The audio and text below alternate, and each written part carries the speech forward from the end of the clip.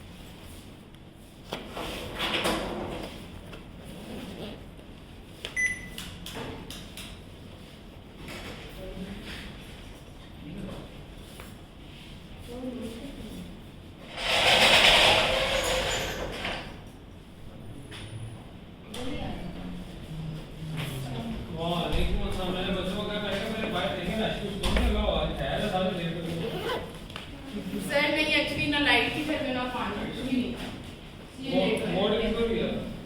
तो हम रिमोट करते सकते हैं वो किसी की भी अगर है वो तो इसलिए आपके पसंद का विकल्प हो आपके पास जाती है हाथ की जाएगी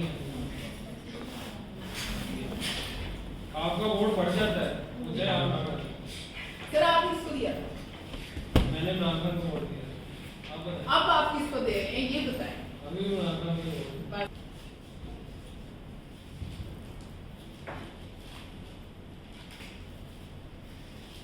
अच्छा जी सोर्सिंग एंड रजिस्ट्री क्या होती है सोर्सिंग एंड रजिस्ट्री ये है कि आपने कोई भी प्रोडक्ट एनालिसिस की उसको रिसर्च किया रिसर्च करने के बाद आपने कंपैरेटिव एनालिसिस किया कंपैरेटिव एनालिसिस के बाद आपने डेफिनेटली उसको बाय करना बाय करने के लिए आपको डेफिनेटली कोई मार्केट प्लेस चाहिए प्लेटफॉर्म चाहिए जहां से आपने उसको बाय करके आगे आपने उसको क्या करना है Amazon के वेयरहाउस पे उसको भिजवाना है ठीक है उस प्रोसीजर्स को सारे को ना सोर्सिंग एंड लॉजिस्टिक्स कहते हैं अच्छा उसमें सबसे पहले आएगी बाइंग बाइंग के बाद क्या आएगा पैकेजिंग आएगी डेफिनेटली अगर ये मैं प्रोडक्ट फाइनलाइज करता हूं तो उसको मैं एज इट इज तो नहीं भेज सकता Amazon के वेयरहाउस में डेफिनेटली मुझे इसकी पैकेजिंग चाहिए पैकेजिंग के लिए आपको आप बॉक्स पैकेजिंग में जाएंगे यहाँ गद्दे वाला जो होता है ये वाला बॉक्स होता है ब्राउन बॉक्स होता है कार्ड बॉक्स एक होता है कार्ड बॉक्स और ये होता है ब्राउन बॉक्स आपने कंपैरेटिव एनालिसिस में देखना था कि कौन सी फिजिकल रहेगी पैकेजिंग उसी के अकॉर्डिंगली आपने सप्लायर को करना है सप्लायर ने अपनी पैकेजिंग बनानी है और आपको उसका गाइड कर देगा कि ये इसका है उसके बाद आ जाती है लेबलिंग लेबलिंग मैंने आपको बताया था किसी प्रोडक्ट के ऊपर ना बारकोड लगा होता है वो बेसिक क्या होता है FNSTU जिसके बिहाफ पे आपकी प्रोडक्ट स्कैन होगी Amazon में इन होगी और जब उसका ऑर्डर आएगा और जब डिस्पैच होगी वहां से Amazon के वेयरहाउस से आउट होके चले जाएगी रिकॉर्ड चेक एंड बैलेंस के लिए ये तीनों चीजें बाइंग पैकेजिंग एंड लेबलिंग आप product according to our criteria क्या होगा आज हम क्राइटेरिया पे डिस्कस करेंगे ठीक है क्राइटेरिया सप्लायर को ढूंढने का क्या होगा उसके बाद shipping to the targeted market place ऐसा तो नहीं आपने प्रोडक्ट ढूंढी यूके की और आपने भिजवा Amazon.com पे दी ऐसा तो नहीं ना होगा और डेफिनेटली .com की ढूंढी है यूएसए की भेजी है तो आपने उसको शिपिंग टारगेटेड मार्केट प्लेस पे करना है ये नहीं कि आपने ढूंढी यूके की नहीं और भेजी आपने यूएसए की उसके बाद for selling at a price किस पर्पस के लिए भेजी सेल करने के लिए सेलिंग करने के लिए ठीक है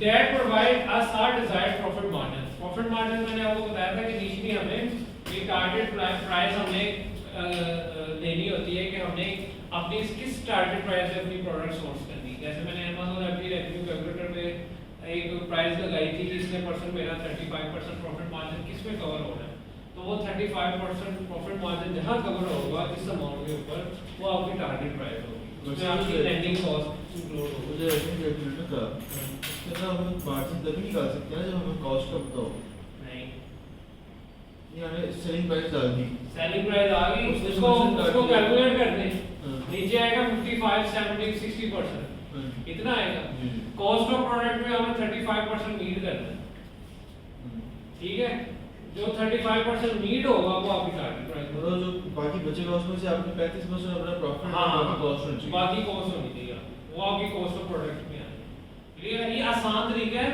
टारगेट प्राइस अचीव करने का बाकी आपने टारगेट प्राइस जो अपनी अचीव सप्लायर से बार्गेनिंग और उससे नेगोशिएशन करके करनी है। अदरवाइज आपको एक ना जब भी आप किसी मार्केट में परचेज करने जाएंगे किसी चीज का एक आपके पास एक ग्राउंड होती है, लाइक एक प्रोडक्ट का मिनिमम प्राइस या मैक्सिमम प्राइस का एक आइडिया होना चाहिए। वो आइडिया आप जनरेट कहाँ से करेंगे? अमेज़न एफबीए रेटिंग कैलकुलेटर से आपको आइडिया हो जाएगा कि यार ये मेरा 35% $3 या $5 या $7 के अंदर मैनेज हो रहा है।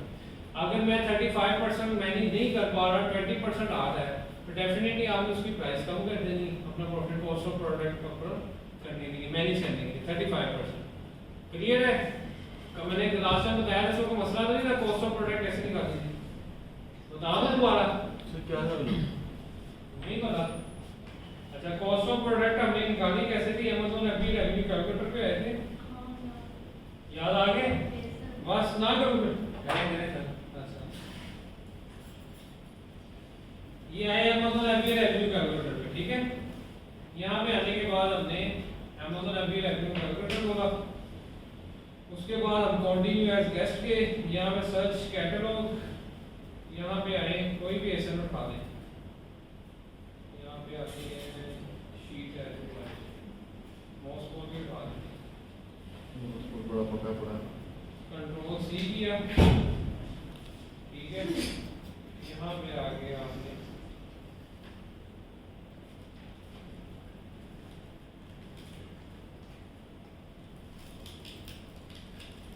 इसको यहाँ पे कंट्रोल बी करके इसको सर्च करना है, यूएस मार्केट की तरह सर्च करें।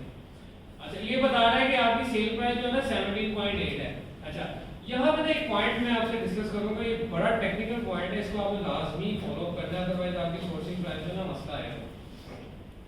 जब भी आप कोई प्रोडक्ट फाइनलाइज करेंगे ना, जब भी कोई प्रोडक्ट फाइनलाइज करेंगे, एक चीज मैंने ऑलरेडी भी आपको डिस्कस की थी आपके साथ, आज भी मैं आपसे कर दूंगा ताकि आपकी याद रहनी है। आपने उसका एक एक्सरे रन, जब आपने ये एक्सटेंशन स्टार करेंगे ना, ये वाली आपके नीचे ये एक्सरे रन आ रहा होगा, ये एक्सरे रन हो रहा होगा। ये एक्सरे रन में आपने एक चीज लाजमी याद करनी है, इसी के अकॉर्डिंग आपने अपने प्रोडक्ट फाइनलाइज करनी है।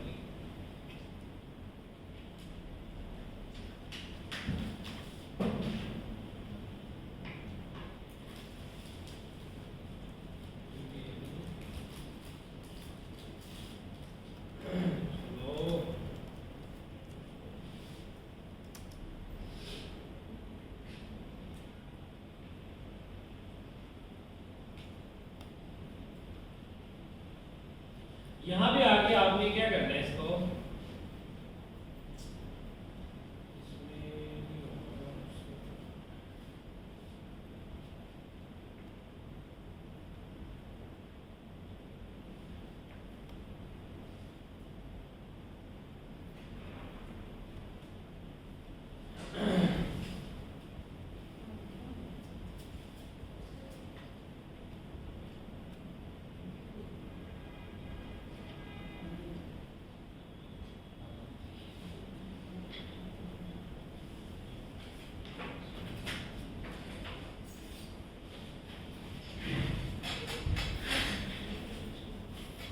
अच्छा जी, ये आपका एक्सटेंशन ओपन हो गया। जब आपने एक्सटेंशन स्टार्ट किया होगा ना, डेफिनेटली ये आपका हो जाएगा। अच्छा, इसको आपने ऑल टाइम करना है, ऑल टाइम करके आपने ये देखना है कि इसने स्टार्ट कब किया था, कितनी प्राइस पे किया था।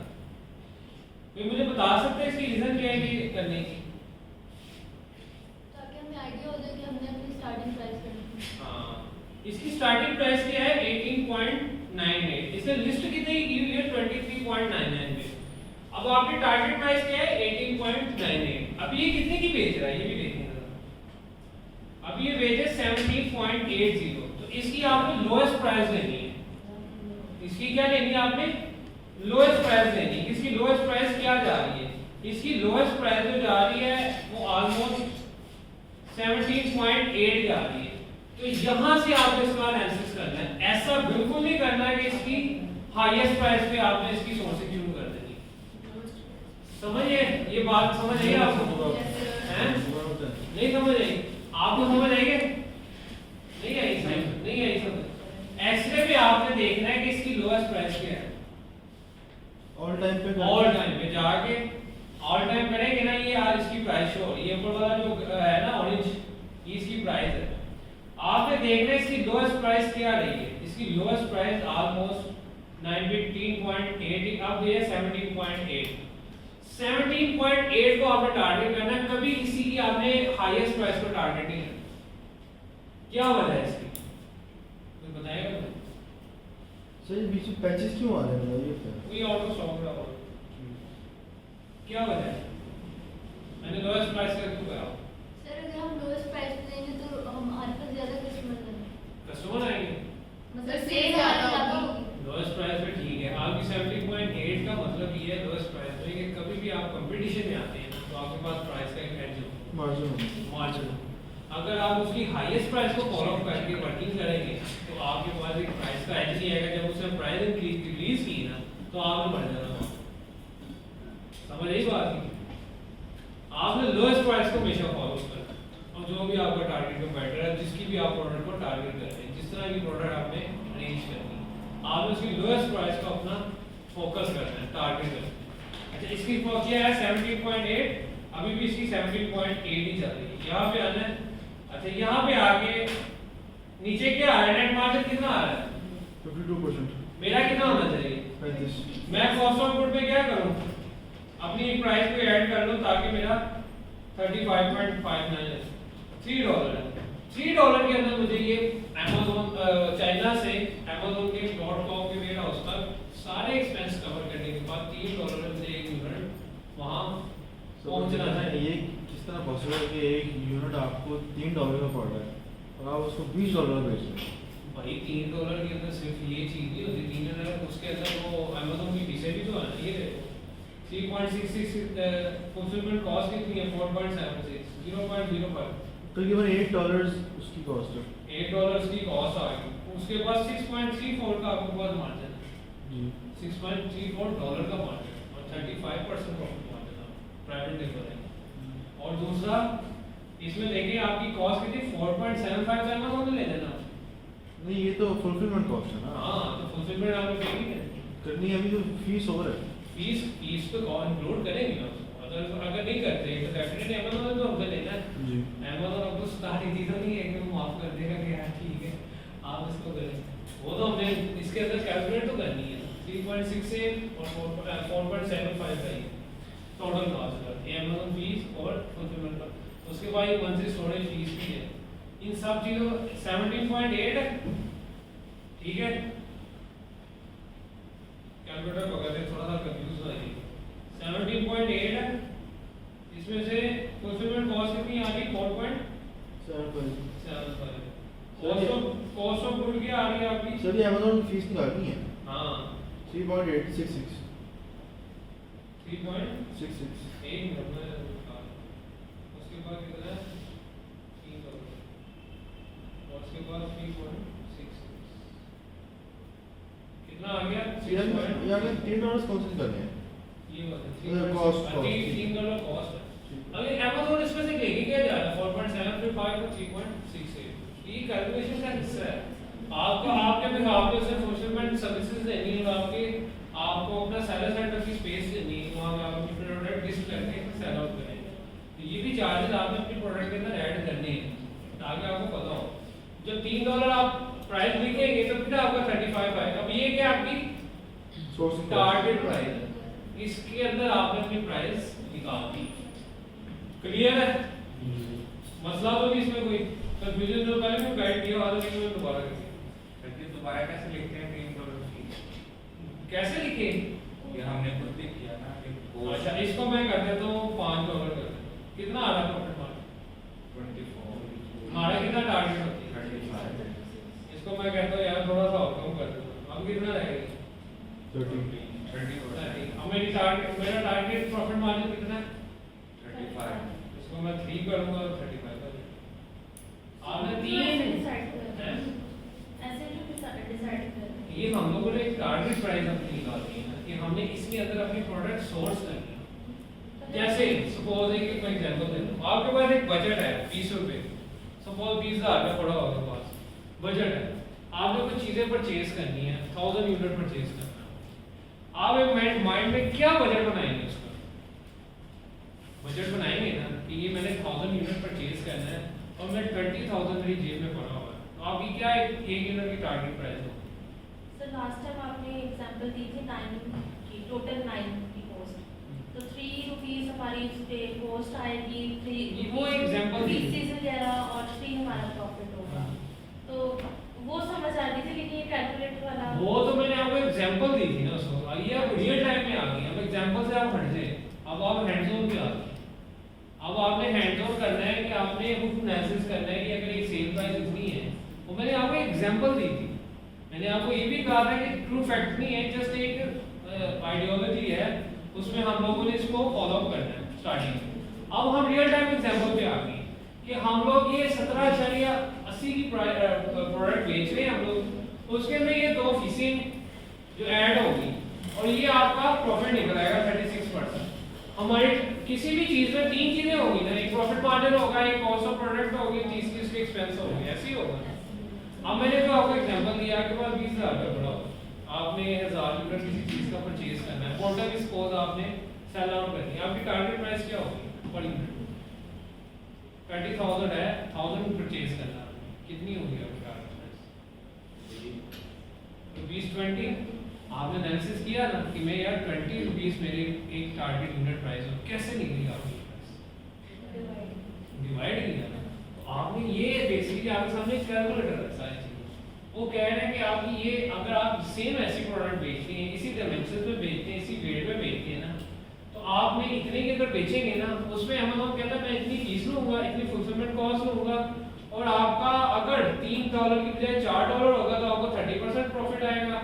अगर $5 करेंगे तो फिर इसका 27% प्रॉफिट आएगा। हमारा टारगेट प्रॉफिट क्या था? 35। तो हमने एज्यूम किया है कि यार मैं अगर $3 के अंदर अपने प्रोडक्ट सोर्स करके यूएसए में भेजता हूँ तो फिर मैं जाके इसको कम्पीट करता हूँ। आपने बजट एक बना दिया ना, जैसे आपने 20 रुपीस का एक बजट बनाया कि यार मेरे पास 20 रुपीस का एक यूनिट मुझे मिलेगा, तब मैं जाके अपना 20,000 रुपया कवर कर लूंगा 1000 यूनिट के अंदर। आपने कैलकुलेशन की ना, अज्यूम किया ना, यही बेसिकली अमेज़न की बेसिकली होती है। अच्छा, इसमें थोड़ी टेक्निकलिटीज हैं। हमें तो ना पता है अमेज़न फीस क्या चार्ज कर रहा है इस प्रोडक्ट की, वो हम कैलकुलेटर पे आके इसको देखेंगे ना कि कितनी चार्ज कर रहा है। वो हमें बता रहा है कि वो कह रहा है कि मैं 3.68 चार्ज करूंगा, फुलफिलमेंट कॉस्ट इसकी मैं 4.75 चार्ज करूंगा इस प्रोडक्ट हमें इस प्रोडक्ट सेम ऐसे प्रोडक्ट पे डायमेंशन भी उसकी ये हो और वेट भी उसका ये हो, तो वो कह रहा है मैं इस पे इतने पैसे चार्ज करूंगा। अब आपने देखना है कि मैं अगर अमेज़न 17.8 में 3.68 और 4.75 अपनी कॉस्ट निकाल देता है, तो मुझे कितने की प्रोडक्ट परचेज करनी चाहिए ताकि मैं 35% अपना प्रॉफिट मार्जिन गेन कर सकूं? अब आसान क्लियर है बात? करेक्ट ना? कैलकुलेटर दोबारा कैलकुलेट कर। तो अमेज़न ऐप पे है जी 35% से कम नहीं होना चाहिए प्रॉफिट आपका, लेकिन ये जो आप एंटर कर रहे हैं 3 4। अच्छा, आप ऐसा करें तो उसमें confusion खुद ही इसको एंटर करें। अमेज़न ऐप पे कैलकुलेटर पे जाकर खुद ही कैलकुलेट करें। देखो मैंने क्या किया, मैंने कुछ नहीं किया। क्यों एंटर कर रहे हैं ये? अपने कॉस्ट ऑफ प्रोडक्ट भी तो ऐड करनी है ना। मैं आपको क्यों बताऊं कॉस्ट क्या 3 रुपए हो रही है? $3 $3। अच्छा, आपने अमेज़न ऐप पे रेवेन्यू कैलकुलेटर पे आना, ठीक है, सर्च अमेज़न कैटलॉग किया, ठीक है, यहाँ पे आके आपने एसन डाला जो आपने प्रोडक्ट आपने करनी थी, जिसका एसन आपने निकाला। यार ये आपको ये वाली चीज समझ नहीं आ रही, तो बाकी कैसे है? बड़ी आसान है। ये देखिए एसन डाला, किसका एसन डाला? ये मेरे टारगेट प्रोडक्ट है, ठीक है, मैंने उसका एसन डाला। एसन डालने के बाद मैंने उसको सर्च किया और मार्केट प्लेस करके सर्च किया। अच्छा, अब आपने मुझे सारी चीजें बतानी है, मैंने भी अब आपको कुछ बताना। इसकी सेल प्राइस क्या है? 17.8। ठीक है, अमेज़न की फीस क्या है? 3.66। ये क्या होती है? मैंने आपको पहले भी बताया सर 7.8 का 17.8 ऊपर है। अभी ये देखिए बेच रहा है, लोएस्ट प्राइस हमने कहा था ना निकालनी है, तो एक्सरे में जाकर मैंने देखी लोएस्ट प्राइस क्या है 17.8, ठीक है। मैंने आपको बताया था आपको फीस क्या होती है? चलिए अगर आपको एक प्लेटफॉर्म प्रोवाइड कर रहे हैं ठीक है। काम करने के लिए, हाँ, अच्छा उसमें वो कितने परसेंट चार्ज करता है? मैंने आपको ये भी बताया। बोलिए अमेज़न को इस सारी चीजों का कितने परसेंट चार्ज करता है? 15%। 15% चार्ज करता है। जिस भी कंट्री इस पे कितना आ जाएगा? 2.17.8 2.17 है। अच्छा 17.8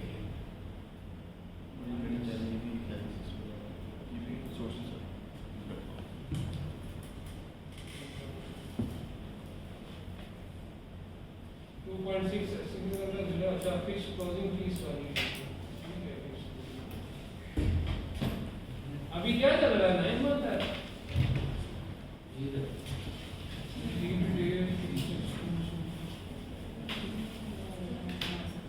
ये कोई फीस है इनकी, इन्होंने ये जोड़ ली हुई है। अच्छा टू रेफरल फी जो है ना आपकी सर। 2.67 जी वो प्रोडक्ट निकालते हैं उसका करते हैं लेकिन वो उसका एस नंबर नहीं निकल इसका नंबर आप प्रोडक्ट से ढूंढेंगे। हमें प्रोडक्ट की प्रोडक्ट के टास्क बार से मिलेगा आपको।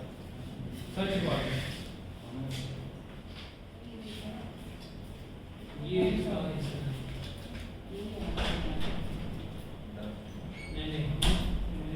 यार नीचे है, नीचे है। अगर आपको यहाँ से ऐसा नहीं ना मिलता, नीचे है प्रोडक्ट इंफॉर्मेशन में है, नीचे है और नीचे और नीचे हाँ नीचे और नीचे और नीचे हाँ ये स्पीड से रहेगा और यहाँ ऊपर ऊपर ऊपर यहाँ पे देखिए इंसान कहाँ है? यहाँ पे देखिए इंसान कहाँ पे है? मैंने आपको बताया ये इंसान आज तो आपने कॉपी कर ली नीचे से आ रहा था नीचे ऊपर ना ये है बी को ऊपर डबल क्लिक कर कंट्रोल सी करके कॉपी कर उधर आ इसको पेस्ट कर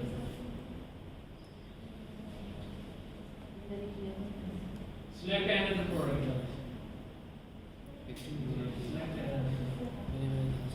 आपने कौन सी क्वांटिटी से सिलेक्ट की है? नहीं मतलब कॉपी किए कि दोबारा है सर अमेज़न कैटलॉग में है नीचे क्या आ रहा है? मुझे बता दीजिएगा, मैं आपको गाइड कर दूंगा।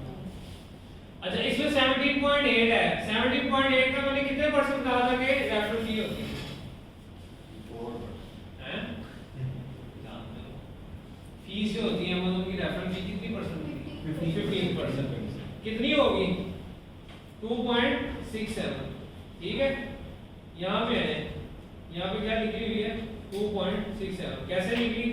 17.68 को आपने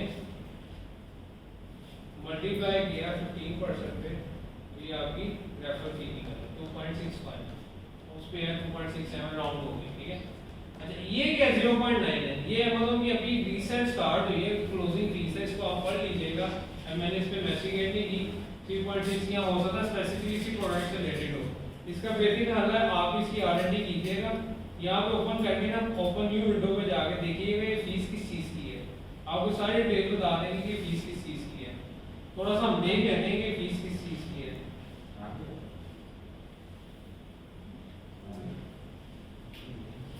दूसरी प्रोडक्ट का लिखना है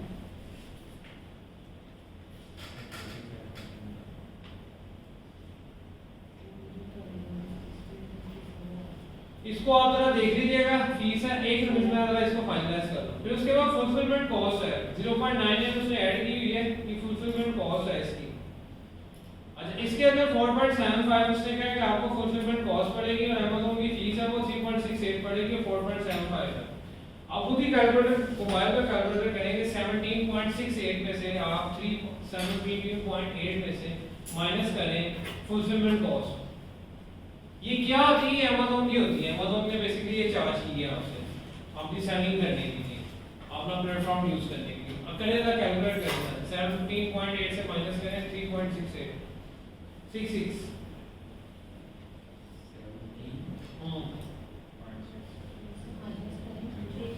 66 माइनस कितना कितना 3.66 3.66 हाँ जी 14.8 बाद दूसरी कॉस्ट जो है ना फुलफिलमेंट कॉस्ट है। फुलफिलमेंट कॉस्ट का पता है ना आपको क्या होती है? क्या होती है?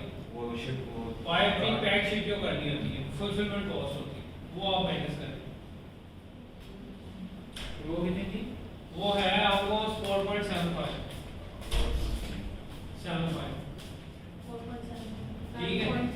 इसके बाद स्टोरेज कॉस्ट है ये, ठीक है। स्टोरेज कॉस्ट है 0.05। स्टोरेज कॉस्ट क्या होती है मैंने आपको बताई, जो अमेज़न के वेयर हाउस में आपका सामान पड़ा हुआ है, सामान जो पड़ा हुआ है, स्टोरेज कॉस्ट कितनी होगी? माइनस 0.05 है।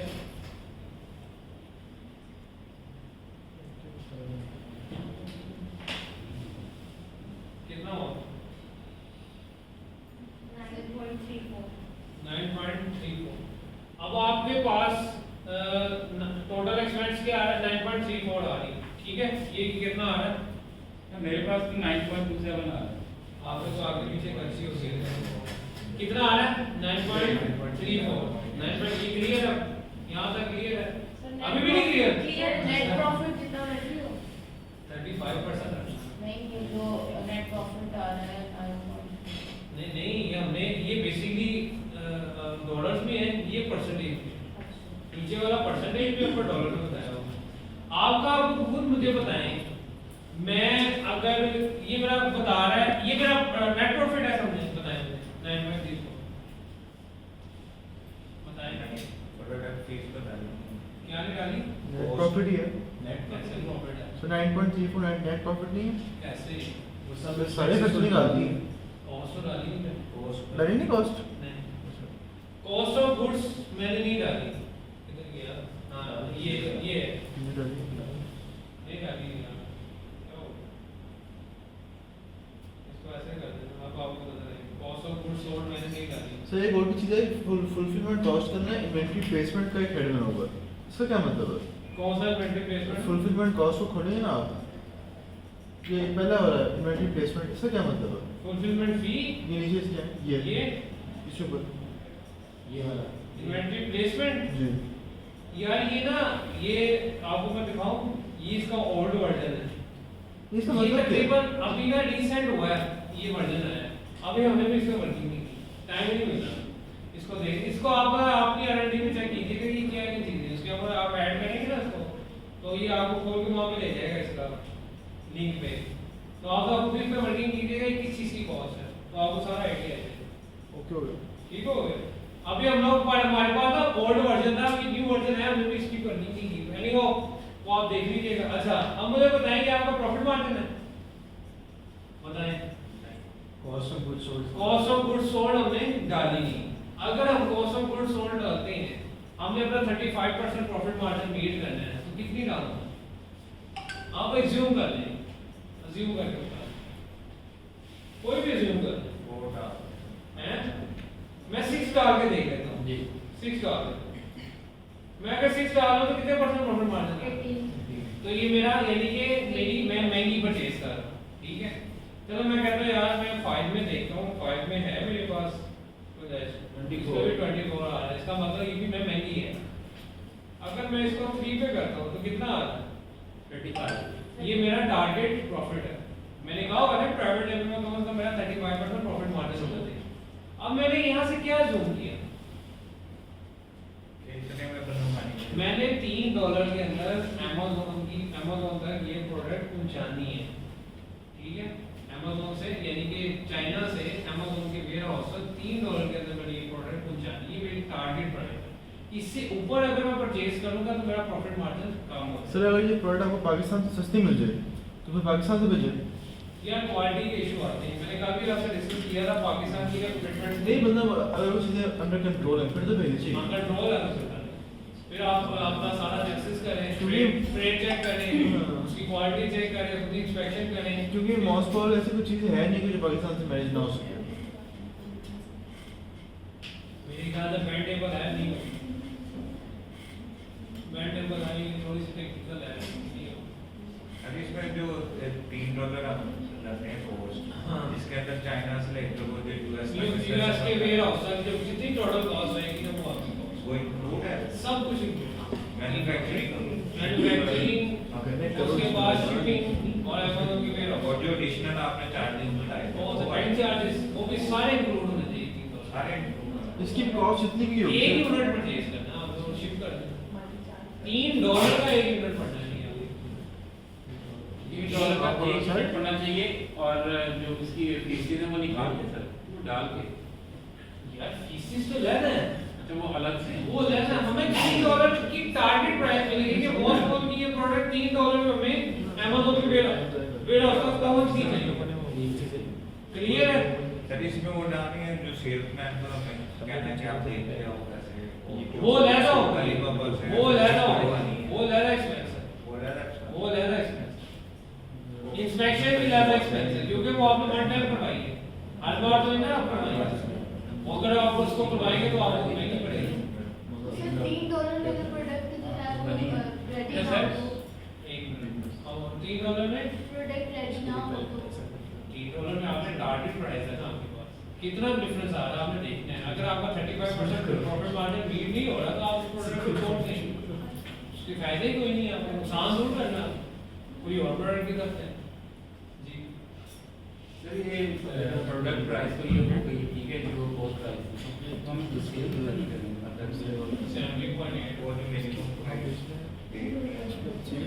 70.5 में कर दें थोड़ा सा कम कर दें मैंने आपको कहा था कि आपने प्राइस अपनी कंपेटिटर से स्टार्टिंग में ना 35% प्रॉफिट मार्जिन मेक नहीं करना कम से कम आपने अच्छा इसमें आपको मैं थोड़ा सा बता दूं आपने बेचनी कितने की है 15.88 पे अगर आपने बेची है या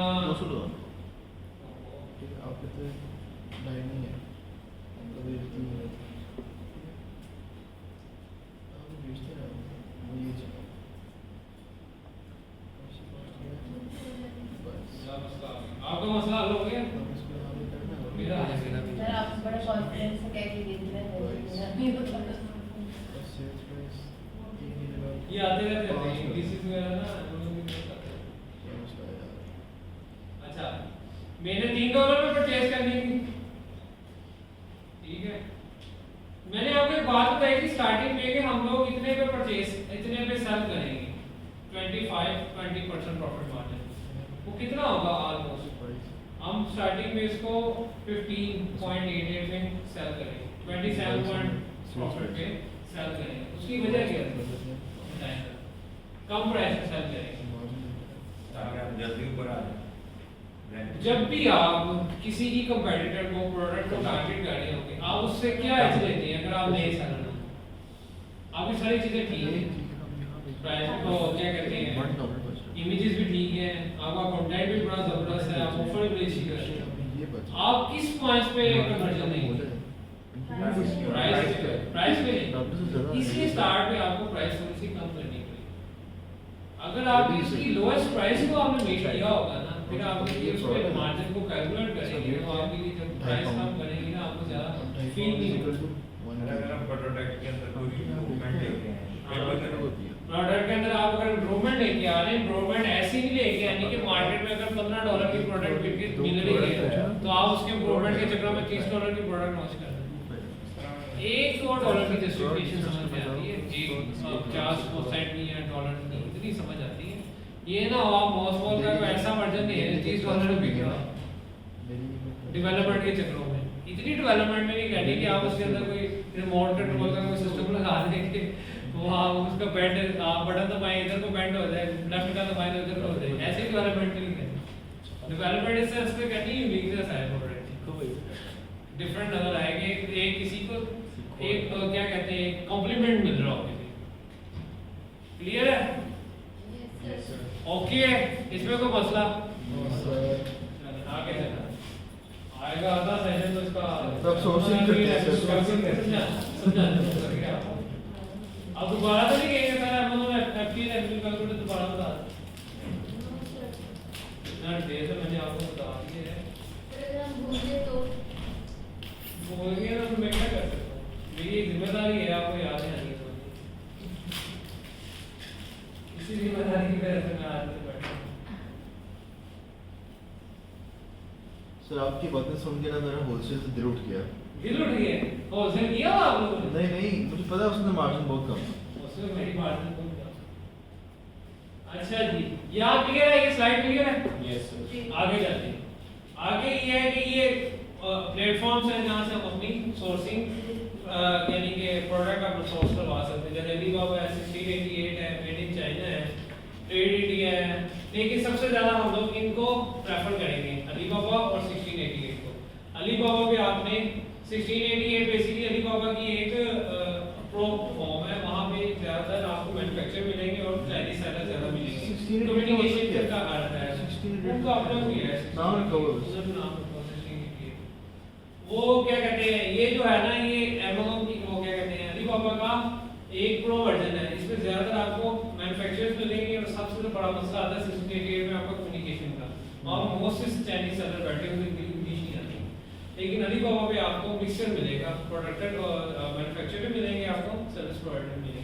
तो रिकमेंडेशन क्या है आपकी इन दो में, अगर आप कम्युनिकेशन का बैरियर, लैंग्वेज का बैरियर कंट्रोल कर सकते हैं तो 1688 में जाएं, अदरवाइज अलीबाबा आपके पास बेस्ट ऑप्शन है। थर्ड ऑप्शन जो है ना, आप किसी को अरेंज भी कर सकते हैं। सपोज आपका कोई कजन या रिलेटिव या ग्रुप से कोई बंदा उठाएं, उसे को भाई मुझे ये प्रोडक्ट है, मुझे ये चाइना से सोर्स करवा के दें, डायरेक्ट मैन्युफैक्चर, वो आपसे चार्जेस लेगा, वो आपका वहाँ पे आपके प्रोडक्ट का डायरेक्ट रिसोर्स ढूंढ देगा। तो आप तकरीबन $300 लेते हैं, आप डायरेक्ट मैन्युफैक्चरर से रब्ता करवा लेते हैं और फिर वो प्रोडक्ट को आपके फिर आप रिसोर्स कर देते हैं। जी आपका कोई क्वेश्चन था? मेरा क्वेश्चन मैडम मेरे को मेरा मेरा क्वेश्चन था कि ये ट्रेडर बैठा हुआ है, मैन्युफैक्चरर बैठा आप हुआ इसका है। सेल है, वीडियो बनवाएं इसकी फैक्ट्री। तो मेरा क्वेश्चन ये था कि अगर एक ट्रेडर है तो उसको भी अलीबाबा के पास में सामान रखने की ज़रूरत है कि नहीं? नहीं, वो फैक्ट्री वालों के साथ आते हैं। लाइन सी होती है। हाँ, तो अलीबाबा को फर्क नहीं पड़ता कि मैन्युफैक्चरर ट्रेडर उससे है। रजिस्ट्रेशन करवाई होती है, As a- रजिस्ट्रेशन करवाई होती है, As a trader. इंश्योरेंस करवाई होती है। एज अ ट्रेडर हाँ, नहीं एज ए ट्रेडर नहीं करवाई होगी उसने। अलीबाबा को कोई कंसर्न नहीं है, वो बंदा ट्रेडर है, ये मैन्युफैक्चरर उसे फीस लेनी है अपनी। उसे फीस नहीं। जी आपका कोई क्वेश्चन? तो ये था कि वो पता कैसे चलेगा ट्रेडर है? हाँ, मुझे आपको टैक्स की वीडियो बनाई तो ये इस सर्विसेज के अलीबाबा में चार्ज करता है, इसका अकाउंट बना के जब हम उसको नहीं करेगा। कोई इशू नहीं करता। वो मैं आगे चल के आपको बता दूं क्या क्या चीज़ है। ठीक है जी, नहीं चार्जेस लेके वो मैं आपको बताता हूँ कैसे चार्ज। ये नहीं है रिसर्च के चार्जेस नहीं है, अकाउंट बनाने के चार्जेस। सर ये जो लेक्चर हो जाता है इसकी स्लाइड्स तो कौन सा आप ये महीने में करूँगा, ये जब एंड हो जाएगा तो आपको कर दूंगा। जब मैंने आपको पहले कर दिया, आपने सारी चीज़ें पहले देख के फिर बाद में सर वो लास्ट वाली स्लाइड में क्या था, मैंने आपको कहना मैं फ्लो के साथ चल रहा था आपके साथ। अक्सर वैसा रहता था, मैं स्लाइड में एक ना वो लास्ट सेशन वाली जो चीज़ें होती है पहले पूछ रहा था सर जी, वो मैंने देखी थी। सेशन का है ये प्रोडक्ट रिसर्च और सोर्सिंग का है स्लाइड। आज ये कंप्लीट हो जाएगा इंशाल्लाह, कोशिश तो मेरी पूरी कंप्लीट कर दूं। तो ये सारी स्लाइड मैं आपको ग्रुप में शेयर कर दूंगा, आप इसके साथ खेलें जो मर्जी करें, आपको एक आइडिया है। ठीक है, उसके बाद आती है अच्छा क्या क्या होना चाहिए, प्री रिक्विजिट क्या है। हमारा एक अकाउंट होना चाहिए। अकाउंट कोई ऐसा कोई रॉकेट साइंस नहीं है कि आपको पासपोर्ट चाहिए या आपको बाइक का अकाउंट चाहिए, पेमेंट चाहिए, कुछ भी नहीं चाहिए। आपको अपना एक लेजिटिमेट ईमेल चाहिए, पापा की बड़ी वाला नहीं चाहिए, अच्छे वाला इनोसेंट बॉय वाला नहीं चाहिए, अच्छा ऐसा नाम का कंपनी नाम का आपको एक ईमेल चाहिए। ईमेल की बेस पे आप क्रेडेंशियल अपनी वहां पे साइन अप कर सकते हैं। जी मेरा क्वेश्चन था कि पायनियर में काम करने का तरीका क्या है? Payoneer पे? पायनियर बैंक है क्या चीज़? पेयोनियर बेसिकली ना थर्ड पार्टी बैंक है जो आपके बिहाफ पे ना different service, different e-commerce website और आपको इंटरलिंक कर देते हैं। ठीक है, जैसे मेरा जो है मैं फिजिकल बैंक तो नहीं क्रिएट कर सकता वहाँ पे जाके अमेज़न का और यूएसए में जाके, उसके लिए डेफिनेटली मुझे वहाँ जाना पड़ेगा फिजिकली। तो वो क्या करेगा, पेयोनियर आपको एक सेंट्रल बैंक का रोल प्ले करेगा, तो वर्चुअल बैंक होते हैं वो अमेज़न के साथ एफिलिएशन है, आप उनके प्लेटफॉर्म यूज कर सकते हो और आप अमेज़न को कहोगे यार मेरा पेयोनियर का अकाउंट है, पेयोनियर के साथ मेरा इसको लिंक कर दो। ये जो अकाउंट है ये पेयोनियर का नाम है। कुछ भी नहीं करना है इसका सिर्फ आपने अकाउंट बनाना है, ईमेल चाहिए और क्रेडेंशियल्स ईमेल चाहिए और आपको क्या कहते हैं ट्रस्ट वगैरह जो बेसिक चीज़ें होती हैं किसी भी चीज़ को साइन अप करने के लिए। कोई रॉकेट साइंस नहीं है, हम खुद बनाओगे। मैंने कभी कहा था आपका सस्पेंड में क्या अलीबाबा का अकाउंट बना लीजिए, कोई मसला नहीं है। अच्छा उसके बाद आपकी नो योर कॉस्ट प्राइस क्या है, नो योर कॉस्ट प्राइस क्या थी हमारी? $3 $3 ही थी हमारी कॉस्ट प्राइस। ठीक हो गया। आपकी product depth of product depth क्या होगी बताया था क्या क्या क्या चीज़ इस्तेमाल हो रही बताया है, तो मुझे पता था, मैंने कल बताया लेकिन बताया क्या?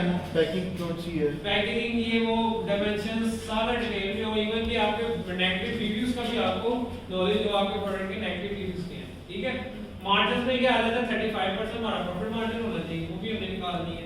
फिर उसके बाद how to improve product, how to improve product का क्या है कि आपको मोस्ट के नेगेटिव रिव्यूज देखने हैं, जो इसमें इंप्रूवमेंट हो सकती है आपको सब्सक्राइब को करना है कि भाई ये चीजें इसके अंदर ना हो, ये मसले ना हो, ताकि अगर मैं इसको फेस करूं तो अल्टीमेटली आप मेरा सेलिंग में पर्सपेक्टिव से लॉस होगा, तो आपने इसको मेक श्योर करना है अपने सप्लायर को कि ये चीजें ना हो सके। फिर उसके बाद क्लोज एस्टिमेट ऑफ पैकेजिंग का, पैकेजिंग आपने डब्बे की करवानी है, दूसरी खुली लगनी है या आपने पॉली बैग में देना है, तो दोनों तीनों की आपके पास ऑप्शन होनी चाहिए कि उसकी क्या प्राइस होगी और उसके बैंक चार्जेस भी पड़ते हैं हमें ना ट्रांजैक्शन के। तो मैंने कल एक उसका भी बड़ा डिटेल से सेशन दिया था आपका कि आपने बैंक चार्जेस कैसे मैनेज करने हैं, कि आप अगर सपोज यहाँ से पाकिस्तान से अगर उसको सप्लायर को पेमेंट करते हैं, आपको कन्वर्जन चार्जेस भी पड़ते हैं, प्लस आपको फेडरल चार्जेस भी पड़ते हैं, डिफरेंट चार्जेस पड़ते हैं। उसका तरीकाकार क्या होता है कि हम लोग यहाँ पे पाकिस्तानी रुपीस में किसी के बैंक अकाउंट में ट्रांसफर कर देते हैं, जो आरटी जिसका ओवरसीज अकाउंट हो, उसको कहते हैं यार तुम मेरे भी हाथ में इसको वहाँ पे सर भेज दीजिए। राजेश भाई को मैंने एक 20 सेकंड में समझाया, तो समझ लिया है। आप लोगों ने 15 मिनट लगा दिए कल इस चीज को समझने के लिए। क्या कह रहे हैं, हवाला गलत है, हवाले से फंस जाएंगे हम। अच्छा, वो मसला आ रहा है। ये बेहतरीन तरीका है कि आप पाकिस्तानी जिस बंदे का ओवरसीज अकाउंट हो सके यार तुम्हारे पाकिस्तानी बैंक से ट्रांसफर कर देता हूं और तुम मेरे ओवरसीज अकाउंट से वहां पे ट्रांसफर करना चाहे, ठीक है। हां ये गलत है, ये मैं बेसिकली ट्वीट कर रहा था। अच्छा जी, अब आए आगे, अब आप हमारा न्यू सेशन है, ठीक है, तो कल वाला रिपीट हो गया है। अब आए इधर, सबसे पहले जो भी आपने प्रोडक्ट फाइनलाइज करनी है, सोर्सिंग वर्कफ्लो क्या है? सोर्सिंग वर्कफ्लो ये कहता है कि सबसे पहले आपने ये देखना है कि आपने जो प्रोडक्ट फाइंड आउट करनी है वो अवेलेबल है भी है वहां पे कि नहीं। ये ना हो आप ढूंढते हैं, आपको वो प्रोडक्ट ही ना मिलती और आप उसको बाद में मसला है। उसका क्या तरीका है कि आप अलीबाबा ओपन करना है। अलीबाबा जब ओपन करेंगे यहाँ पे, तो यहाँ पे आने के बाद आपने हमारे प्रोडक्ट का नाम क्या है? मोस्टफॉल को यहाँ पे आपने टाइप कर देना, ठीक है। मोस्टफॉल को टाइप करेंगे तो आपके सामने ये मोस्टफॉल के सप्लायर शो होना शुरू होते हैं जितने भी प्रोडक्ट्स हैं, ठीक है। क्लियर है यहाँ तक? यहाँ पे ना एक कैमरे का आइकॉन भी बना होता है। अगर आपको अपनी प्रोडक्ट का आइडिया नहीं है कि क्या नाम है उसका, तो आप उस कैमरे के आइकॉन में अपनी प्रोडक्ट अपलोड भी कर सकते हैं। तस्वीर उसकी तस्वीर लेके ना, उसका स्क्रीनशॉट लेके आप यहाँ पे उसको अपलोड भी कर सकते हैं। ये है कैमरे का आइकॉन। कैमरे के आइकॉन पे आपने क्लिक करना है और यहाँ से आपने अपलोड करके प्रोडक्ट को यहाँ पे जो उसके रिजल्ट शो होना शुरू हो जाएंगे। क्लियर है यहाँ तक? ठीक है। यहाँ पे आपने देखा कि आपको मोस्टफॉल के स्लाइड नजर आ रहे हैं, डिफरेंट स्लाइड नजर आ रहे हैं। तो इसका मतलब सबसे पहली जो लाइन है हमारी कि आपकी प्रोडक्ट कहाँ पे अवेलेबल होनी चाहिए। ये ना हो कि आप अलीबाबा में मोस्टफॉल ही ढूंढ रहे हैं, आपकी प्रोडक्ट ही ना वहाँ पे हो, तो आप उसको फायदा नहीं है उसको सोर्सिंग। ठीक है, कीवर्ड का आइडिया। दूसरा, अगर आपको आपके प्रोडक्ट के कीवर्ड का आइडिया नहीं है तो आप यहाँ पे आके एक ये बना हुआ कैमरे पे आके फिर प्रोडक्ट अपलोड कर दीजिएगा, आपके सारे सप्लायर। ठीक हो गया, पहला ये हो गया। अच्छा, दूसरा क्या होगा? Shortlist suppliers on defined criteria. Criteria क्या होगा? जैसे मैंने आपको प्रोडक्ट सर्च का क्राइटेरिया बताया था ना, इसी तरह सप्लायर ढूंढने का भी क्राइटेरिया होता है। वो क्या होता है? उसकी ट्रेड एश्योरेंस होनी चाहिए। ये इंश्योरेंस वर्ड नहीं है, ये वर्ड है, हर बार मैं सही करता हूँ, एश्योरेंस है वर्ड, ठीक है। उसकी ट्रेड एश्योरेंस होनी चाहिए। ट्रेड एश्योरेंस क्या होती है? इसलिए थोड़ा सा इसको आपके याद रहने के लिए, ट्रेड एश्योरेंस ये होती है कि अमेज़न और अमेज़न कह रहा हूँ अलीबाबा, सपोज मैं एक सप्लायर हूँ, ये देखें, ये मैं सप्लायर हूँ, ये मैंने इस प्रोडक्ट को लिस्ट किया हुआ, मैंने अलीबाबा पे अकाउंट ओपन करवाया है ट्रेड एश्योरेंस का। ट्रेड एश्योरेंस क्या करेगा कि मेरे बिहाफ पे ट्रेडिंग करेगा कि अगर मैं ट्रेड एश्योरेंस के थ्रू इस सप्लायर को पेमेंट करूंगा, अमेज़न के अलीबाबा मेरा मीडियोकर बन जाए, मिडलमैन बन जाए। अगर डेफिनेटली अगर मेरे साथ फ्रॉड भी होता है तो कौन रिस्पांसिबल होगा? अलीबाबा तब पेमेंट रिलीज करेगा जब मैं उसको कहूंगा कि मुझे मेरी प्रोडक्ट्स मिल गई हैं, आप इसको रिलीज कर सकते, पेमेंट उसकी रिलीज कर सकते, तब तक वो अपने पास होल्ड रखता है। अगर आपके ट्रेड एश्योरेंस वाले बंदे के साथ नहीं काम करेंगे तो आपकी प्रोडक्ट रिस्की होगी, ठीक है। आपकी पेमेंट भी रिस्क पे होगी। आप उसको जो भी पेमेंट करेंगे तो बड़ा आपको कैलकुलेटेड वे से करनी पड़ेगी। ट्रेड इंश्योरेंस लाना चाहिए। ट्रेड इंश्योरेंस में आपने पेमेंट करनी है। ट्रेड इंश्योरेंस में आपको एक ड्राफ्ट बनेगा। ड्राफ्ट के अंदर सारी डिटेल होगी जिसमें अली बाबा खुद उसको जनरेट करके आपको बताएगा कि आप कितनी पेमेंट करनी है। क्लियर है ये ट्रेड इंश्योरेंस का क्या? ओके, समझ आ रही है कि नहीं आ रही है? आ रही है समझ?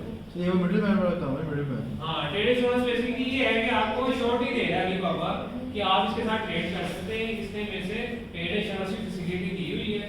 आप मैं इसका अगर कोई पेमेंट का इशू आता है, कोई प्रोडक्ट का मसला आता है, क्वालिटी का मसला आता है, मैं इसमें आपका मिडिल मैन के तौर पर रोल प्ले करूँ। ठीक है, क्लियर है? आगे चलें। अच्छा, उसके बाद आ जाती है चीज। अच्छा, यहाँ पे आगे आने के बाद आपने क्या करना है? मैंने सबसे पहले आपको बात बताई ट्रेड इंश्योरेंस होनी चाहिए। आपने यहाँ पे इसको ट्रेड इंश्योरेंस वाले कॉलम को क्लिक कर देना। अब क्या होगा, जितने भी ट्रेड इंश्योरेंस के सप्लायर से कोई शो होंगे, इनकी ट्रेड इंश्योरेंस नहीं है वो नहीं शो होंगे। क्लियर है यहाँ पे?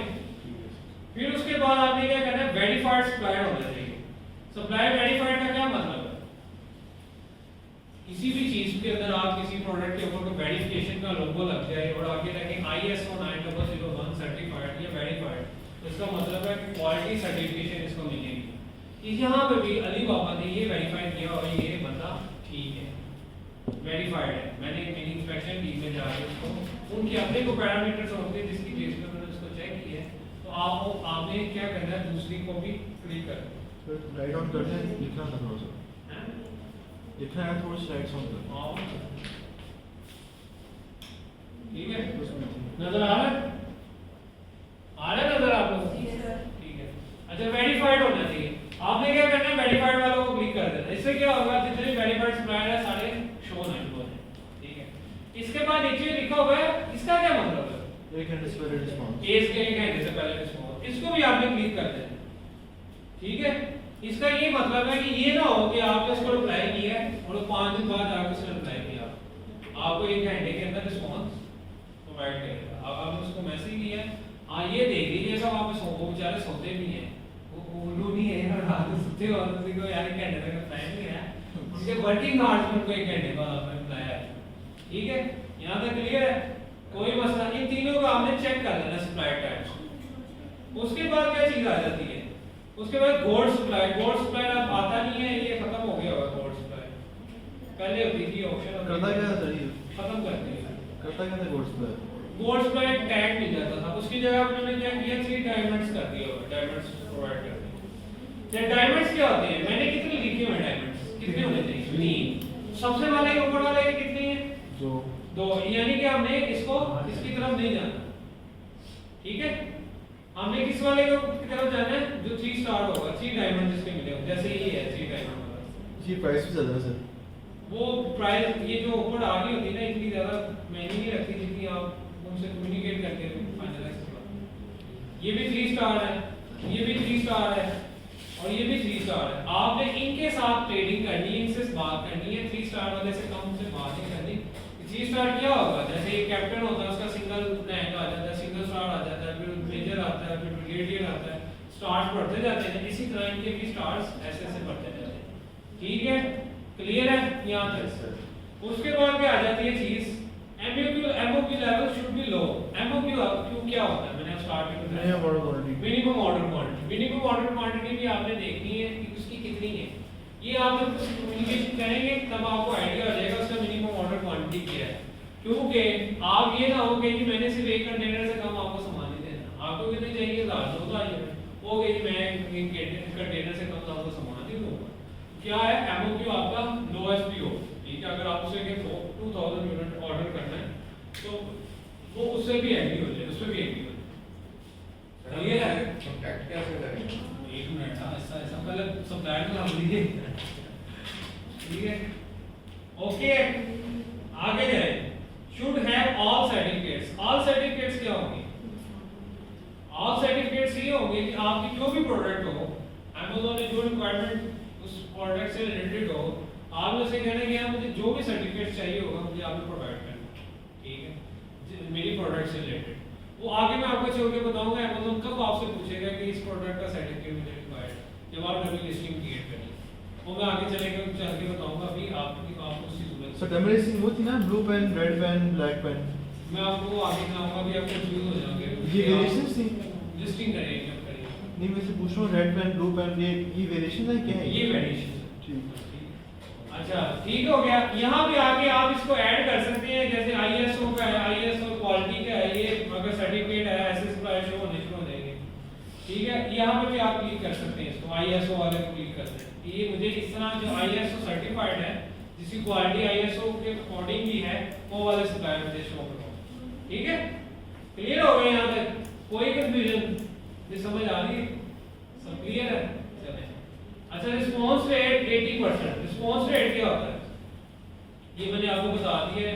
अच्छा एक रिस्पांस रेट क्या होगा, यहाँ पे लिखा होता है, ये भी आपने देखा है, लेकिन ये इनफ है कि 1 नॉट से कम हो उसका रिस्पांस रेट। ठीक है, उसके बाद क्या आ जाती है चीज, at this 3 years at Alibaba. 3 years at Alibaba का मतलब ये है कि कम से कम उसको 3 साल से ऊपर हो, 3 साल से कम ना हो, 3 साल से ऊपर हो। इसको देखें कितना है, ये 12 साल है। इसका कितना है, नीचे वाले का कितना है, इसका भी 12 साल है, इसका भी 12 साल है, ये भी 12 साल है, ये कितना है, 12.5 साल है,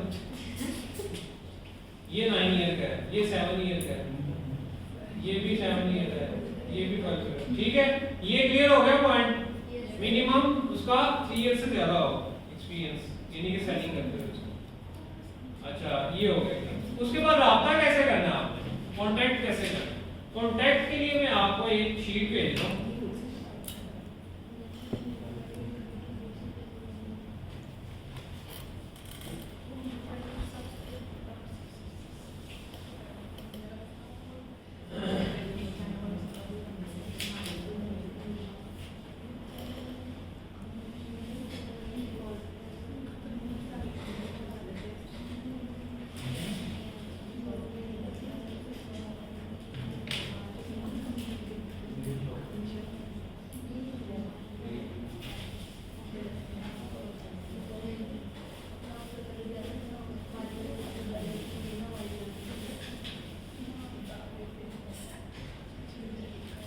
मैंने आपको एक शीट शेयर की है, PDF फाइल शेयर की है, ओपन करें।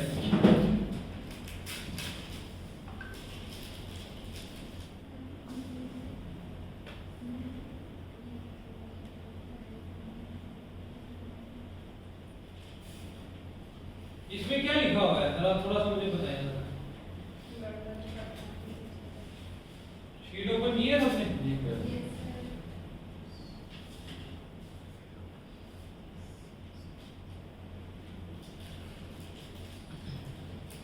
पिछली लाइट ऑन कर दो, लिखा जा रहा है। जी सर।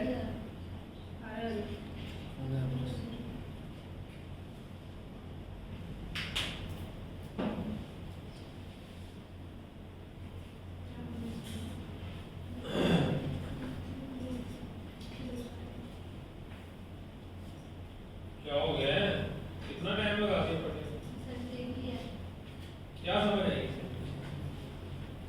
टेम्पलेट दिया हुआ है। टेम्पलेट दिया हुआ, टेम्पलेट को कॉपी पेस्ट कर दीजिएगा। ये जैसे एक स्पेसिमेन है, ठीक है, आपको गाइडेंस प्रोवाइड करने के लिए कि आपने किस तरह सप्लायर से बात करनी है। अगर उसको कहेंगे तो आप उसको अगर ऐसे कहेंगे कि मुझे I need a most kindly provide best suitable price, तो क्या है सामने वाले उसको अच्छे तरीके से प्रोफेशनल तरीके से अगर उसको ईमेल लिखेंगे तो फिर आपको अच्छा एक रिप्लाई देगा टेस्टर के तौर पे। उसका एक रेजिमेंट तरीका कार जो है ना वो यही है कि आप इसको फॉलो करें, इस टेम्पलेट को फॉलो करें, आगे इसको कॉपी पेस्ट कर दीजिएगा, इसको अपने तरीके से भी एक दो वर्ड्स ऐड लेस करके इसको प्रेजेंट कर सकते हैं फाइल के साथ। अच्छा उसके अंदर देखिए क्या बता रहा है कि उसने बताया कि are you able to provide customer packaging. Customer packaging क्या होती है?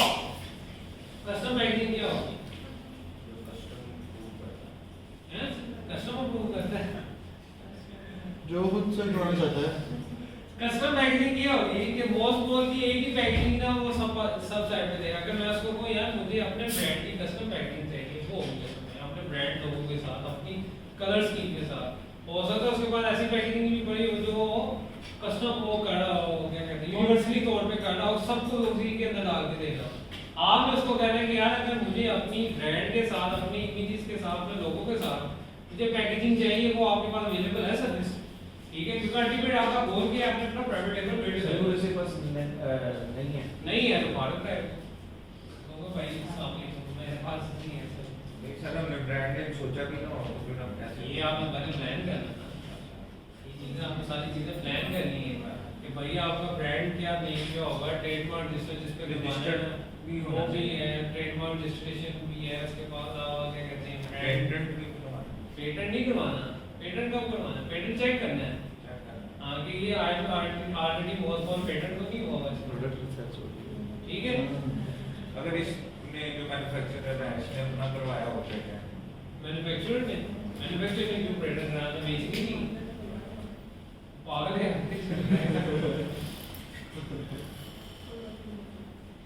मैन्युफैक्चर तो नहीं कराता, सेलर करवाता है कि ताकि उसको उसकी जैसी उसने जो इनोवेशन की है उसको कोई कॉपी ना कर सके। क्लियर है? अच्छा, what is the standard production time for each order, ये इसका क्या मतलब है? आप बताएं सर आपने कब बताना तक है, आपका प्रोडक्ट आ ये उन्होंने बता दिया मुझे यार, कैसी बातें करती हैं वेयर हाउस में कितने देर में डिलीवर होगा? नहीं, ये what is the standard production time for each order, यानी कि अगर एक ऑर्डर मैं आपको प्लेस करता हूँ कितने दिनों में इसको ऑर्डर को गिव करूँ, है ना, बस ये ऑर्डर प्लेस कर लो, सीधा पूछो ना होगा मैं अगले साल ना होगा ना, मैं बैठ कर बहुत ये चीज से कंफर्म करनी है कि कितने डेज में आपका एग्रीमेंट आएगी, इंफॉर्मेशन ले लें अपने सप्लायर से कि आपकी क्या क्या डिमांड है, आपके मिस बस कर दें, घर जाके बातें शातें कर लेना, ये भी देख लीजिए, घर टाइम नहीं मिलता आपको। अच्छा, आप आगे हैं, उसके बाद क्या है, ये प्राइस पर यूनिट क्या है, what is the price per unit including packaging at the following MOP, इसके अंदर एक और चीज ऐड कर दीजिएगा, एफओबी मैंने आपको बताया था ना, एक्सडब्ल्यू एफओबी और डीडीपी का बताया था मैंने स्टार्ट जब इंट्रोडक्शन बता रहा था, एक्सडब्ल्यू क्या होता है, एफओबी क्या होता है, डीडीपी क्या होता है, रेट और बोर्ड मोहन भाई ने सारा लिख दिया है। एक्सडब्ल्यू क्या होता है, बताएं मिस, एक्सडब्ल्यू क्या होता है, एक्सडब्ल्यू प्राइस क्या होगी, हाँ एक्सवर्थ क्या प्राइस है, वो क्या प्राइस है, मैन्युफैक्चरिंग कॉस्ट, हाँ मैन्युफैक्चरिंग कॉस्ट है, मैन्युफैक्चरिंग प्राइस है, एक्सडब्ल्यू प्राइस क्या होगी याद है, मैन्युफैक्चरिंग प्राइस, फैक्ट्री के अंदर जो एक्सपेंस आएगा ना आपका वो क्या कहलाएगी, एक्सडब्ल्यू प्राइस, मैन्युफैक्चरिंग जो कॉस्ट आएगी। उसके बाद मैंने एक और कॉस्ट बताई थी आपको, कौन सी प्राइस की बात कर रहे एफओबी, फ्रेट और बोर्ड, ठीक है, फ्रेट और बोर्ड का क्या मतलब है कि फैक्ट्री से कस्टम यानी कि क्या कहते हैं इसको, बोर्ड तक यानी कि चाइना के बोर्ड तक जो एक्सपेंस आएगा वो आपका कितने की पड़ेगी आपको, फैक्ट्री से पोर्ट तक जितना एक्सपेंस आएगा वो कितने का पड़ेगा, वो क्या आ जाएगा, फ्रेट और बोर्ड, वो भी प्राइस पूछनी है, वो भी उसे लगा भी पूछनी। तो तीसरा उसे पूछना है कि डीडीपी प्राइस क्या है, डीडीपी इसके लिए आप ड्यूटी पे डिलीवरी ड्यूटी पे, ठीक है, वो है मतलब उनके वेयर हाउस का जो एक्सपेंस आएगा। तो आपने कोशिश ये करनी है आपका जो मैन्युफैक्चरर है ना वो भी डीडीपी सर्विस प्रोवाइड करे, उसकी क्या रीजन होगी बताएगा कोई,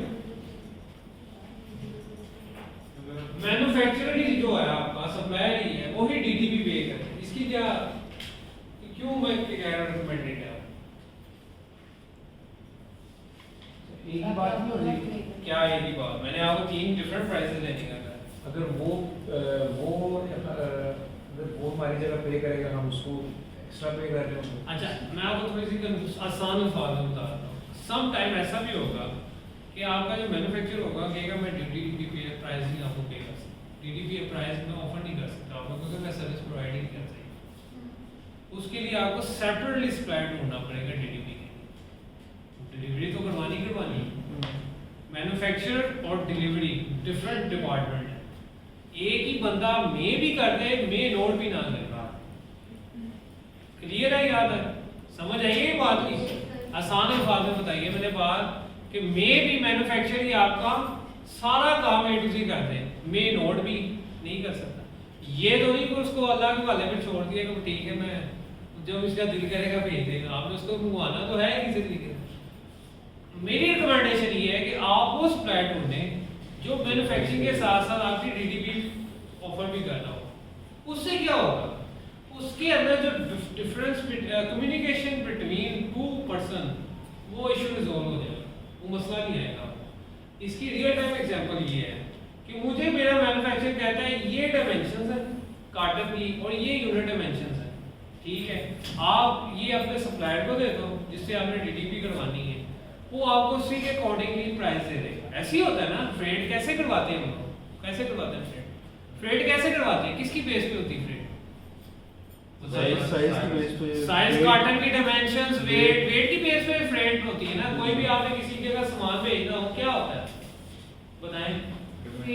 वेट चेक करती है उसका, उसकी डायमेंशन को, बॉक्स की डायमेंशन चेक करती है कि इसकी बॉक्स की डायमेंशन कितनी है, ये उसी के अकॉर्डिंगली होता है ना। अब क्या होता है समटाइम आपका मैन्युफैक्चरर कह देता है यार ये डायमेंशन, ये वेट और ये चीजें हैं, जब सप्लायर आप डीटीपी वाले बंदे के पास जाते हैं वो कहता है ये तो नहीं थी, बढ़ाई ज्यादा थी, जो आपने मुझे बताया था 10 केजी का कार्टन है वो तो 13 केजी निकला। तो यहाँ पे आ जाते हैं रोले। इन रोलों से बचने के लिए आपने कोशिश करनी है कि आपका मैन्युफैक्चरिंग जो है ना वो भी डीटीपी की सर्विस प्रोवाइड करता है, आपकी हेक्टिक खत्म हो जाएगी, ठीक है, बजाय इसके कि आप एक जगह से सामान लाएं, एफओबी करें, एफओबी वाला फिर आगे उसको कलेक्ट करें, फिर डिस्पैच करें, तो वो आपकी बड़ी हैसल हो जाएगी। एक ही बंदा सारी चीजें सर्विस प्रोवाइड कर रहा होगा ना, आपका टेंशन खत्म हो जाएगी। क्लियर है पॉइंट? क्लियर है? क्लियर है? क्लियर है आपके पॉइंट? इसमें कोई मसला तो नहीं? अच्छा, इसमें आपने रिकमेंडेशन किससे ना, तीनों प्राइसेस आपने ले लिए इस बंदे से जिससे भी आप राब्ता करें। जैसे कि आपकी what's your FOB price, FOB, XW and DTP price, what's your, ठीक है, एक पॉइंट ऐड कर दीजिएगा, उसको समझ आ जाएगी बंदे को चीजों का पता है, ये आइडिया है मार्केट में इन चीजों को देखे जा रहा है। क्लियर है यहाँ तक? कोई मसला परेशानी? ठीक है, नीचे मैंने इसका एक स्पेसिफिक भी बना दिया हुआ है कि इसके अंदर आपने लिखना क्या है, ठीक है। अब ये चीज देखिएगा यहाँ पे बॉब स्मिथ है ना, Bob Smith, R Smith cosmetics, ये ना आप अपना ईमेल बनाए वो किसी और नाम से, आपने कंपनी का नाम दिया आर स्मिथ कॉस्मेटिक्स और ईमेल आपका वो क्या कहते हैं कोई और हो जाए, डिफरेंट नहीं होना चाहिए, ये थोड़ा सा प्रोफेशनलिज्म इस फील्ड में नहीं। फिर आपको एक ट्रेड करने जा रही है किसी कंट्री के साथ, तो जितनी आपकी एक सिस्टमेटिकली और डिप्लोमेटिक लैंग्वेज और जितनी प्रेजेंटेशन अच्छी होगी ना उतना आपको उसके रिजल्ट अच्छे आएंगे। क्लियर है? ये मैंने आपको शेयर कर दी है, ये अब आपने अपने पास करना है और जब भी आपने कोडिंग करनी इसको फॉलो करना है। अच्छा जी, send them your requirements in detail and make sure they understand it correctly। अच्छा, रिक्वायरमेंट अब भेजनी डिटेल के साथ, वो कैसे भेजनी है आपने यहाँ पे आना है, आपने जो आपका क्राइटेरिया के अकॉर्डिंग जो आपने सप्लाई सेलेक्ट किया है उसको कंपेयर करना है, कंपेयर का बटन है यहाँ, ठीक है, कंपेयर किया, ये एडिट किया, कंपेयर हो गया, ये कौन सा है 3 है, ठीक है, ये भी कंपेयर कर ले, ये भी 3 है, रिस्पांस टाइम भी अच्छा है, 4.7 रेटिंग भी है इसकी, ये भी देख लीजिएगा किसी की 4 स्टार से कम ना हो रेटिंग, 4 से ऊपर ही हो इसकी रेटिंग, अच्छी रेटिंग होती है, ठीक है। तकरीबन कम से कम आप 20 के करीब ना बंदों को कंपेयर कर सकते हैं, ठीक है, 20 के करीब लोगों को ऐड कर सकते हैं। ऐड करने के बाद आपने क्या करना है, यहाँ पे बटन है कॉन्टैक्ट सप्लायर, मैंने 4 किए, आप एटलीस्ट 20 के साथ राब्ता करें, 20 के साथ आपने राब्ता करना और आपने यहाँ क्या करना है, इसको कॉन्टैक्ट सप्लायर करना है, बड़े दबाव है कॉन्टैक्ट सप्लायर। जब कॉन्टैक्ट सप्लायर में जाएंगे ना, आपने अपनी आपने बता दी है पीसेस कितने डिमांड करके हमने 1000 मिनिमम कर दीजिएगा, अभी स्टार्ट में लोएस्ट प्राइस देना।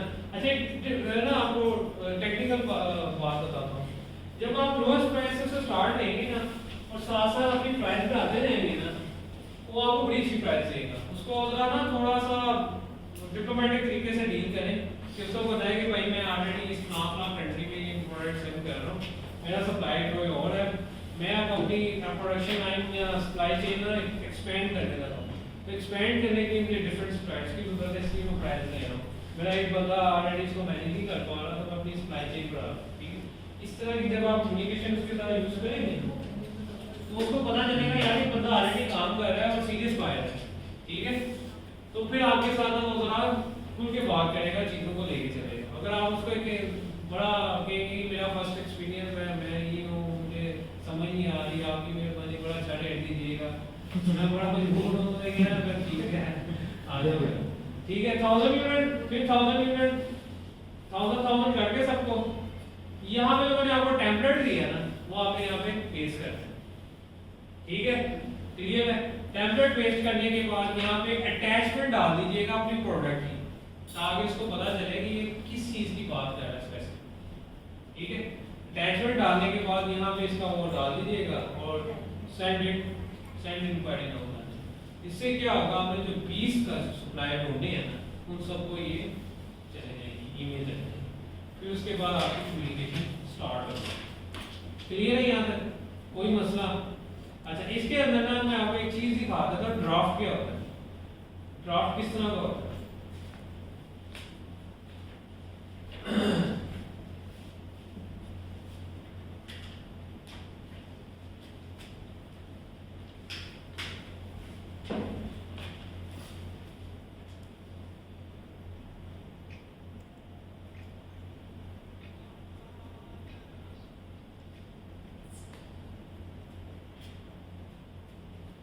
ये होता है ड्राफ्ट।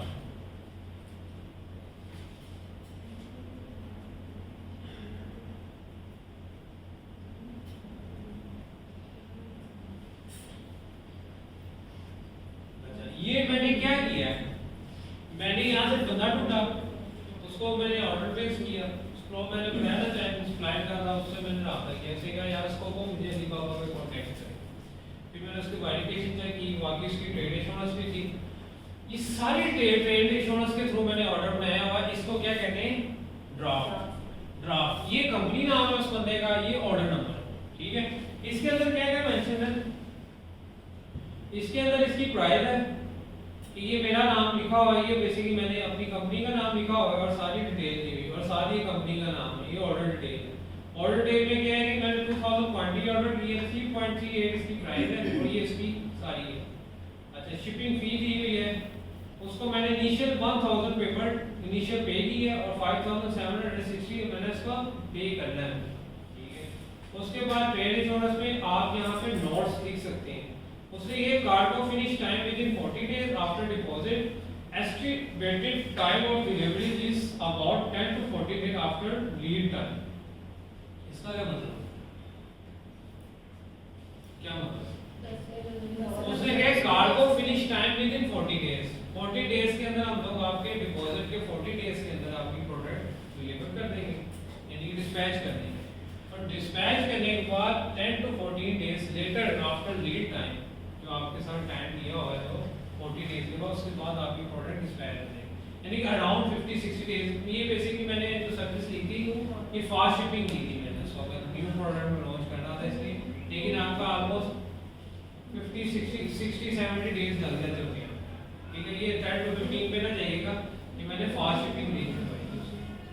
क्लियर है, ये होता है बेसिकली ड्राफ्ट सारा।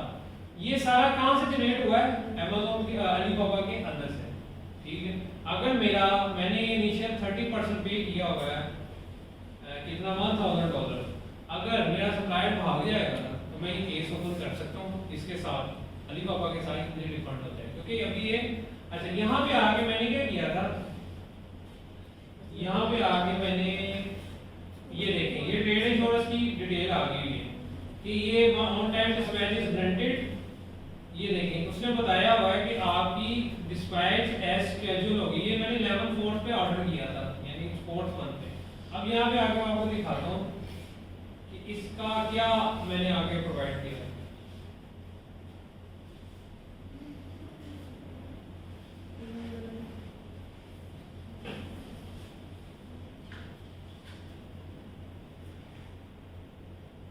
ये सप्लायर ने चीजें ऐड कर दी हैं सारी, उसने बता दी है कि ये ऑर्डर 200 कार्टन थे, सीएफ में यानी कि रोड थे, 3.96 का सीपीएम था, और ये कंपनी, ये देखो कंसाइनमेंट क्या लिखी हुई है, ये क्या लिखा हुआ है, सेंटर। ये तो देख ले जरा, ये सारा ड्राफ्ट ये उन्होंने सप्लायर ने सबमिट करवाया है कि ये बंदे ने जो मॉडल ऑर्डर दिया था, इस बंदे, ये यहाँ से इस बंदे ने ऑर्डर दिया था, डिस्पैच पॉइंट क्या है, Amazon fulfilment centre. Amazon fulfilment centre पे ये प्रोडक्ट इतनी डेट को पहुंच गई, ये डेट इधर मेंशन की हो रही है, तो ये उसने रिसीविंग यानी कि रिसीविंग दी हुई है अलीबाबा ने फिर मुझसे पूछा कि आया आपको प्रोडक्ट पहुंच गई, तो मैंने कहा जी पहुंच गई, तो उसने क्या किया उसको प्रॉपर उसकी रिलीज तो सर देखिए ना, अब उसकी आपका जो शिपमेंट है वो कौन से मिल का, अब उसका क्वालिटी एश्योरेंस के लिए आप कितनी दिन से हायर करेंगे? वो उसके लिए भी अच्छा ये मैं आपको उसका भी उस नेक्स्ट टॉपिक में होगी। ये देखिए इसमें भी सारा उसने डिटेल बताई, टाइम सेंड किया था, पेमेंट मेथड किया था, वायर ट्रांसफर से पेमेंट हुई 5760 इतनी पेमेंट की, सारी डिटेल उसने लिखी हुई है। फिर उसने ऑपरेशन रिकॉर्ड्स बताए हुए हैं कि कब उसका ऑर्डर कंप्लीट हुआ है, ये सारा उसने सबमिट ऑर्डर सारा बताया हुआ कि सबमिट ऑर्डर कब हुआ था 21/2 को, और ऑर्डर कंप्लीट कब हुआ है 16/6। इस सारा ड्राफ्ट के अंदर सारी डिटेल होती है। क्लियर है, कॉन्सेप्ट क्लियर है? अच्छा अब आते हैं भाई की बात पे। तो भाई ने कहा कि आपने इंस्पेक्शन कैसे करना है। इंस्पेक्शन के लिए भी आपको सर्विस प्रोवाइडर मिलेंगे यहीं से, लेकिन मेरी 2 कंपनीज हैं लाइक वो आप रेकमेंड करूंगा कि आप वहां से करवाएं, वो बड़ा अच्छे रिपोर्ट बनाते हैं। वो रिपोर्ट कैसे बनाते हैं वो मैं आपको दिखा देता हूँ।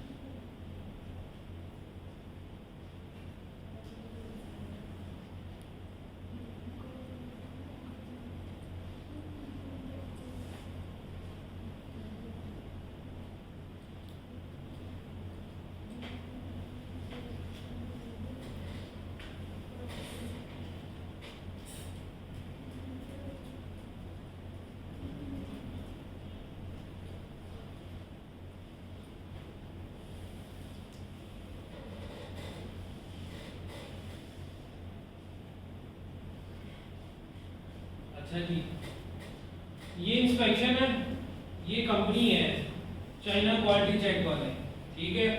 चाइना क्वालिटी चेक वाले क्या करते हैं, आपके बिहाफ पे आपकी प्रोडक्ट की इंस्पेक्शन करते हैं। जब आपकी प्रोडक्ट रेडी हो जाएगी, सप्लायर कहेगा आपकी प्रोडक्ट रेडी है, आपने चाइना क्वालिटी चेक वालों को मिस 1 घंटा 2 घंटा दे दिया करें, आपकी मेहरबानी रिक्वेस्ट है। फिर उसके बाद जो मर्जी करते हैं। चाइना क्वालिटी चेक वालों से आपने रब्ता करना है, उसको आपने प्रोडक्ट की डिटेल्स बतानी है और सब कुछ बताना है कि मेरी प्रोडक्ट क्या है, कंपनी का नाम बताना है। वो आपको तकरीबन अराउंड $170-80 लेगा, आपके बिहाफ पे जाके उस कंपनी के अंदर आपकी प्रोडक्ट की इंस्पेक्शन करेगा, ठीक है। और इंस्पेक्शन करने के बाद आपको एक ऐसे रिपोर्ट बनाना पड़ेगा, जैसे ये मेरा कंपनी का नाम है और मेरी ये रिपोर्ट जनरेट हुई है November 5, 2021। ये 1 साल पहले की मैंने कराई हुई इंस्पेक्शन जी। इनको भी तो मेल वगैरह भेजने पड़ेगी। हाँ, चाइना क्वालिटी चेक वाली कंपनी है, ये यहाँ पे जाके आप उनसे रब्ता कर सकते हैं। ये टाइम नहीं है भैया आपका, हैं? ये मेरी अपनी प्रोडक्ट है। नहीं ये टाइम नहीं है, हाँ ये मेरा है। ये सुना ये टाइटल स्टैक, ये टाइटल उसने इकट्ठा कर दिया। ये टाइटल स्टैक उसने करा। अच्छा ये इसने बताया कि आपके प्रोडक्ट का नाम ये पैकेजिंग है, ठीक है। अच्छा मैंने उसको ना रिपोर्ट को this client has the final right to make decision, मैं जब रिपोर्ट पढ़ूंगा ना फिर डिसीजन उसको दूंगा कि आया ये प्रोडक्ट इंस्पेक्शन आपने ठीक की है और मैं इसको आगे चलना चाहूंगा कि नहीं चाहूंगा। अब रिपोर्ट देखिएगा रिपोर्ट कैसी लिखी, इससे सारी डिटेल लिखी हुई है कि आपकी पैकेजिंग बैग के अंदर 10 कार्टन, एक प्रोडक्ट के अंदर एक कार्टन के अंदर 10 पीस है, 200 टोटल कार्टन है, ठीक है। उनकी डायमेंशन कार्टन का साइज ये है, कार्टन का वेट ये है, एफबीए बारकोड भी लगे हुए हैं इसके प्रोडक्ट के ऊपर। एफबीए बारकोड क्या होती है? तो जो Amazon एफएनएसक्यू को एफबीए बारकोड कहते हैं, उसने क्या वो भी लगे हुए इसके ऊपर, बारकोड की स्कैनिंग उसने बताई हुई है, स्कैनिंग कोड भी लगे हुए हैं, ठीक है। उसके बाद ये सारी डिटेल पढ़ने के बाद उसने बताया हुआ है कि आपकी इसके अंदर डिफेक्ट फाउंड हुए हैं, 7 मेजर डिफेक्ट फाउंड हुए हैं, मेजर डिफेक्ट्स उसने कहा 7 आए और 4 जो है ना माइनर डिफेक्ट्स फाउंड हुए। अच्छा सही वो आगे बता, इस तरह तो ये एक यूनिट चेक करते हैं, एक यूनिट ही चेक सैंपल में से ये रैंडम चेक करते हैं। एक कार्टन 20 कार्टन पड़ा हुआ है, उसमें से हर कार्टन से एक प्रोडक्ट आता है, तो अगर वो 2000 यूनिट चेक करें ना फिर तो ज्यादा चार्जेस देंगे। और सैंपल में साथ ये सैंपल नहीं है, ये आपकी प्रोडक्शन के बाद इंस्पेक्शन करवाई है। और इस तरह से प्रोडक्शन जो आपका टोटल माल था हाँ उसमें से उसने 200 पीस चेक किए। हाँ, तो 200 पीस का सैंपल हो गया ना ये। हाँ उस 200 में से 7 में और 4 में अपना 11 में एरर था। आयरन था 5% प्रोडक्ट्स में एरर था। 5%। काफी बड़ा एरर है ये। हाँ, मैं आपको बताता हूँ आगे इसने कैसे कैसे चेक किया। सर मेजर इफेक्ट्स क्या थे? मैं आपको बता रहा हूँ, लेकिन समझ रहे हैं सारे एक ही चीज है। क्या होता है ये रिपोर्ट बहुत लंबी है, आप थक जाओगे रिपोर्ट पढ़ते। अभी मैं आपको कुछ प्रोडक्ट ऐसी है जिनकी कोई एमबीज में रिपोर्ट थी इसकी, वो उनकी डिटेल ज्यादा नहीं, सिंगल प्रोडक्ट इसकी मैंने इसको देखा। अच्छा जी, अनइवन पैकेजिंग है, वो क्या है अनइवन पैकेजिंग, यानी कि पैकेजिंग तय वगैरह ठीक ही की हुई है, ठीक है, सलीके से नहीं की हुई। उसके बाद ये कह रहा है कि ये अनइवन पैकेजिंग आ। फिर उसके बाद उसने कहा है कि माइनर डिफेक्ट्स में ये आ रहे हैं, यानी कि कॉर्नर फोल्डेड है। ये मुझे ये कौन सा एरर है? मैं ये उसके आप पे तो एरर है, लेकिन मुझे ये जस्टिफिकेशन है कि यार इसमें तो चलते हैं, काम किया उसने। काम किया उसने, पता चला कॉर्नर फोल्डेड है। उसके बाद क्या, अब ये देखिए कॉर्नर फोल्डेड का बताया, इम्प्योरिटी है इसके अंदर। वो कह रहा है इसके अंदर इम्प्योरिटी, मैंने उस वक्त देखा था, कोई मसला था, उसने आइडेंटिफाई किया हुआ था कि जो ना सलवड़े आ रही थी। तो मैंने कहा यार ये प्रोडक्ट ऐसी है कि इसको खोल के भी इस्तेमाल ही करना, सलवड़े नहीं आनी, कोई किसी को प्रेस हुई करनी चाहिए कि बिल्कुल प्लेन हो। तो ये ऐसा कोई मेजर इफेक्ट है। फिर उसने कार्टो स्टैक दिखाए कि आपके कार्टन ऐसे बने हुए हैं कार्टो स्टैक के ऊपर। फिर उसने आपको उसने बताया कि ये कार्टो स्टैक के ऊपर रैप हुए बने हुए हैं, ठीक है। उसने उसके के इंस्पेक्शन साइट की है, इंस्पेक्शन साइट पे मैं सामान कार्टन उठा के लेके गया। फिर यहाँ से उसने प्रोडक्ट का व्यू करके दिखाया, ठीक है। फिर उसने इसको खोल के दिखाया प्रोडक्ट व्यू को, और इसको सारा खोल के दिखाया प्रोडक्ट, ठीक है। उसके बाद उसने प्रोडक्ट का व्यू ऐसे चारों करके दिखाए, ये भी है। फिर उसके बाद उसने प्रोडक्ट व्यू के बाद एक शिपिंग मार्क, जो मैंने आपको बताया ना कार्टन के ऊपर बॉक्स लेबल लगेगा, वो भी उसने दिखाया कि आपके सारे कार्टन के ऊपर व्यू ऐसा नजर आ रहा है कार्टन आपके शिपिंग मार्क की वजह से, ठीक है। ये शिपिंग मार्क मैंने देखे, मैंने इसको भी टैली किया जो मैंने उसको प्रोवाइड किया है। अगर ये मैं गलत दे देता तो डेफिनेटली मेरी शिपमेंट नहीं चलेगा, ये भी मैंने चेक किया। उसके बाद क्या किया, ये बेसिकली उनका अपना है, आपके प्रोडक्ट यूके की है। अच्छा, उसके बाद उसने एक कार्टन चेक किए। फिर उसने बताया कि एक कार्टन के अंदर मैंने कहा था कितने पीस हैं, 10। उसने खोल के अपने पर ये सारा खोल के आके अपने सामने रखे कि 10 पीस आपके कार्टन के अंदर ये शो हो रहे। पैकेजिंग व्यू दिखाया उसने मुझे, फिर पैकिंग व्यू दिखाया, फिर 6 पे मेरा एक प्रोडक्ट के अंदर 6 है, पैक ऑफ 6 पेज ना, उसने खोल के दिखाया कि पैक ऑफ 6 है, 1 2 3 4 5 6, ठीक। उसने दिखाया आपके हर प्रोडक्ट के अंदर पैक ऑफ 6 ही किया मैंने तो यही है। अच्छा, आगे देखें। आगे उसने ये मुझे प्रिंटिंग की साइड दिखाई हुई है कि प्रिंटिंग आपकी ऐसी हुई है। ये क्या लगा हुआ है, FNST, ठीक है। ये FNST भी लगाया आपके प्रोडक्ट के ऊपर, FNST भी लगा। फिर उसके बाद आपने उसने बताया कि आपकी पैकेजिंग के अंदर एक होल भी है, ये वेंटिलेशन के लिए, तो ये भी आपका प्रोडक्ट के अंदर है। तो उसमें ना था FNST नहीं लगा हुआ, उन्हें लगा हुआ है, ऐसे दिखाया है, ये कितना लगा हुआ है।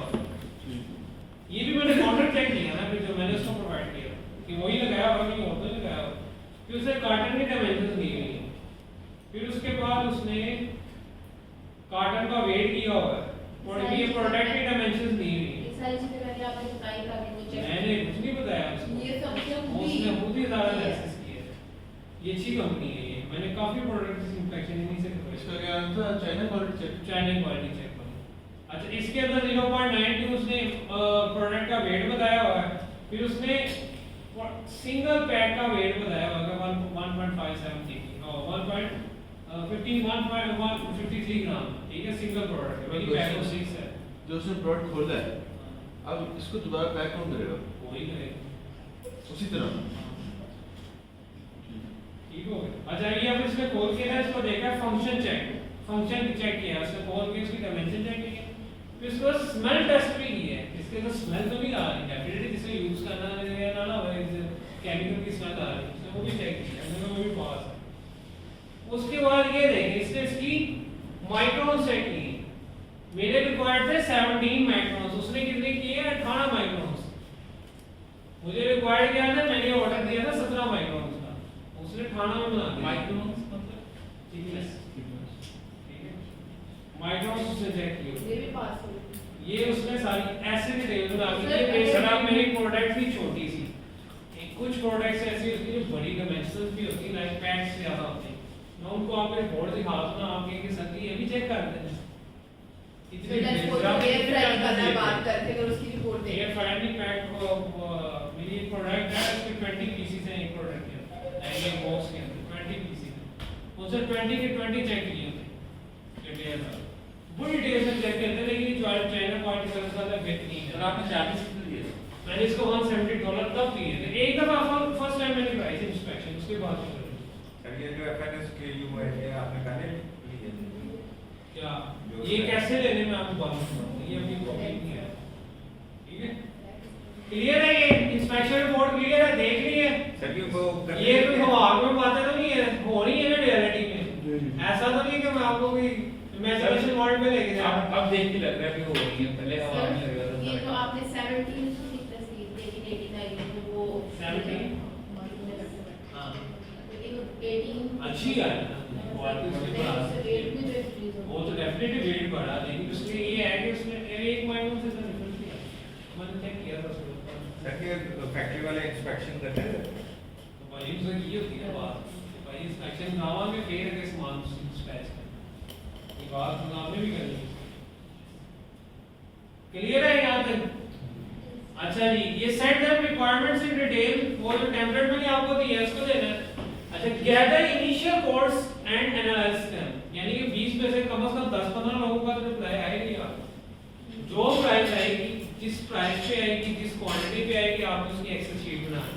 जैसे कि टॉम ने आपको $15 दी, अलेक्सा ने आपको $13 दे दी, और शिनचोंग ने आपको $16 दे दी, एफओबी और जितने भी आपके पास डिटेल आएगी, उनकी कंपनी की डिटेल, उनके नाम, उनकी एफओबी प्राइस, उनकी एक्सडब्ल्यू प्राइस और उनकी डीटीबी प्राइस जितनी है ना, सारी आपने कैदर करनी है एक्सेल शीट के अंदर, और एनालिसिस करना है किसकी प्राइस कम है, किसका लीड टाइम अच्छा है, किसका रिस्पांस अच्छा है, वो सारी चीजें आपने उसके अंदर डिटेल लिखनी।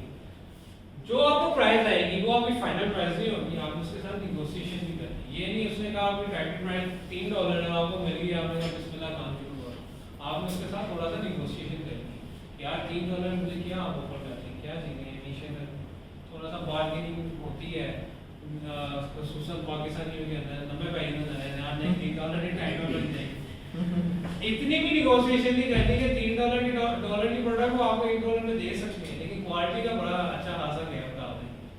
ऐसा भी नहीं करना कि $3 आप उसको कहेंगे ओके $10 की प्राइस आपका है, $3 ले आने उन्हें कहना वो तो दे देंगे आपको $3 में, ये क्वालिटी भी उस तरह की होगी। आपने ऐसी प्रोडक्ट से करनी है जिसमें क्वालिटी कॉम्प्रोमाइज ना हो।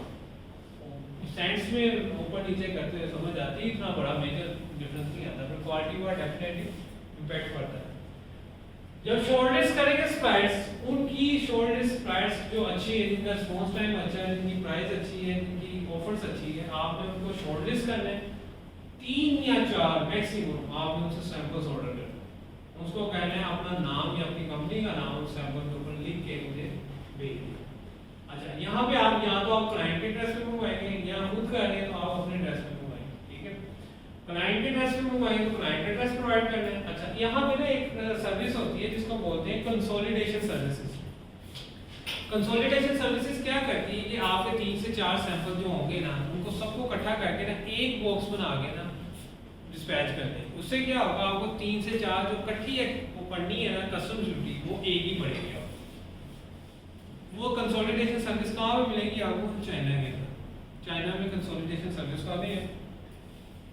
आपका सप्लायर चाइना के अंदर ही उस बंदे को डिफरेंट जो 4 सप्लायर आपने सेलेक्ट किए हैं उनको प्रोडक्ट भेजेगा, वो उसका एक पैक करेंगे और डिस्पैच करेंगे, ठीक है।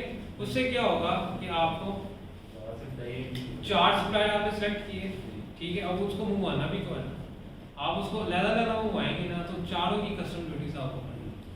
उसको क्या करना है आपने, कंसोलिडेशन सर्विसेज चाइना में बैठे होते हैं लोग, वो क्या करते हैं आपके प्रोडक्ट्स को मंगवाते हैं अपने आपके सप्लायर से, वो उसको एक ही कार्टन के अंदर पैक करके ना एक यूनिट के तौर पर प्रेजेंट कर देते हैं। उसको आपको एक यानी कि डिस्पैच वो पड़ेगी कस्टम ड्यूटी हर मसले का हल मौजूद है।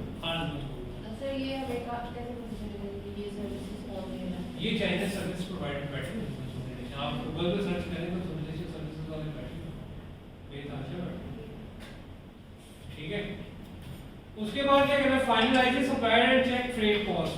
ठीक है, फ्रेट कॉस्ट सारी डीटीपी लेने के बाद आपने सप्लायर को फाइनलाइज करना है, फर्दर नेगोशिएशन करनी कर लीजिएगा, फिर कॉन्ट्रैक्ट लिखिएगा, terms and condition with supplier. Contract में क्या था, ड्राफ्ट में मैंने आपको बताया था उसको।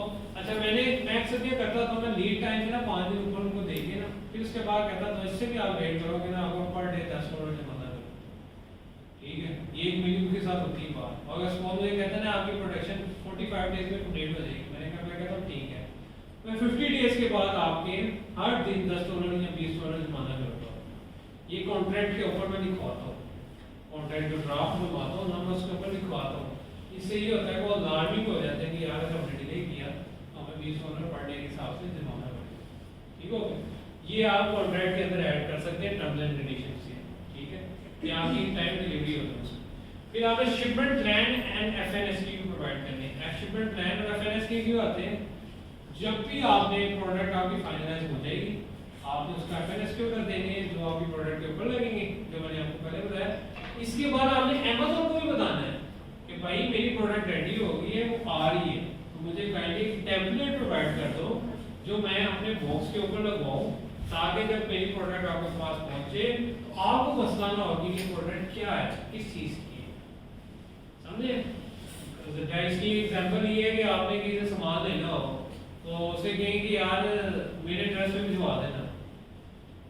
आपने सामान की इनके एड्रेस पे भेजना हो, आपने इनको इन्फॉर्म ही नहीं किया होगा, वो बंदा आके कहता है कि वो इस भाईजान का सामान है, तो यार मुझे तो उन्होंने बताया नहीं, जब चले जाओ वापस मुझे लगता है फ्रॉड है। इसी तरह अमेज़न पे भी आपने इन्फॉर्म करना है कि इतने यूनिट्स आ रहे हैं, इतने पैलेट्स आ रहे हैं, इतनी क्वांटिटी आ रही है, इतने कार्टन्स आ रहे हैं, काइंडली इसका मुझे एक टेम्पलेट बना के दे दें ताकि सामान जब आए तो आपको कोई मसला ना। ठीक है, उसको कहते हैं शिपमेंट प्लान। और शिपमेंट प्लान जो देगा ना आपको, वो जो मैंने आपको दिखाया था ना बॉक्स के बाहर लगा होता पेपर, वो होता है बेसिकली शिपमेंट प्लान, उसको बॉक्स लेवल भी कहते हैं। क्लियर है? ओके है? कितना रह गया कि यार बड़ा टाइम थोड़ा हो गया। तो बस आपके बड़ा सफर ये खत्म होने वाला है, मैं 2 स्लाइडें रहेंगी, ऑलमोस्ट खत्म होने वाला है। कोई स्लाइड्स नहीं, मैं मैक्सिमम आपको 80-90% क्लियर होगी। सर स्लाइड्स वगैरह हम बैठे पढ़ेंगे। ओ यार 10 मिनट लगेंगे। अच्छा ये मैं टेम्पलेट आपको भेज दूंगा। अच्छा जी इसमें मुझे क्या से कुछ समझाने की जरूरत कुछ भी मसला नहीं क्या है, बिकॉज़ B2B प्लेटफॉर्म है अलीबाबा, स्कोरिंग सिस्टम है, manufacturer seller at one platform, trade insurance protection, easy to get supplier, huge variety of product scoring. अच्छा यार एक चीज मैंने आपको बताई नहीं सुनी, एक चीज जो बड़ी इंपॉर्टेंट है वो ये है कि आपने जब भी कोई सप्लायर ढूंढेंगे आपने उसको ओपन करना है। ओपन करने के बाद ये चीज का खास ख्याल रखने का, बंदा सप्लायर है कि मैन्युफैक्चरर है, वो कैसे पता चलेगा। आपको कंपनी प्रोफाइल में आएंगे ना, उसकी कंपनी प्रोफाइल यहाँ पे आपको उसका पता चलेगा कि मैन्युफैक्चरर है या सप्लायर सर्विस प्रोवाइडर ट्रेडर।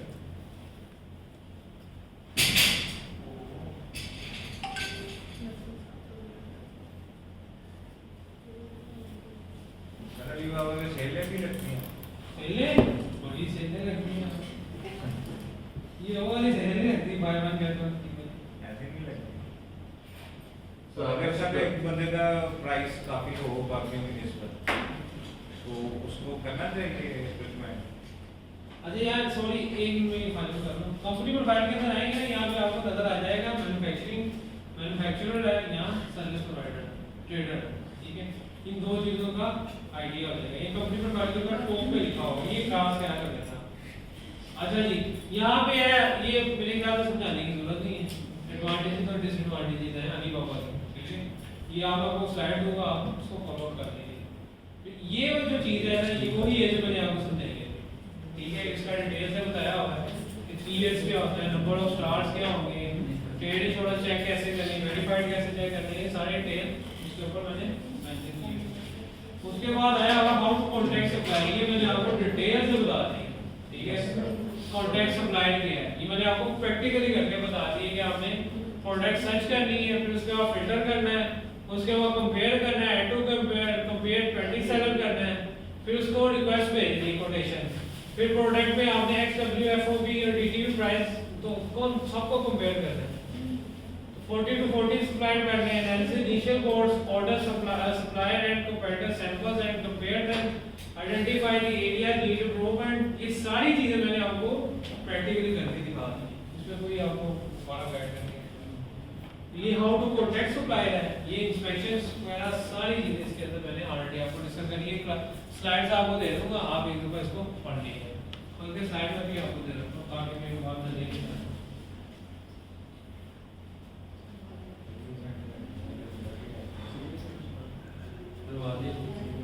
जी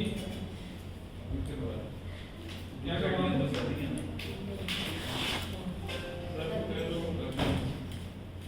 क्या कह रहे हैं? नंबर ऐड करवाना, वो हम चेंज किया ना। अच्छा, वो वहाँ से कल पे बात करते हैं, बैठे होंगे उस मास्टर नहीं अभी का ज़्यादा बंद हो गया सिस्टम, वो किसी की नहीं सुनता।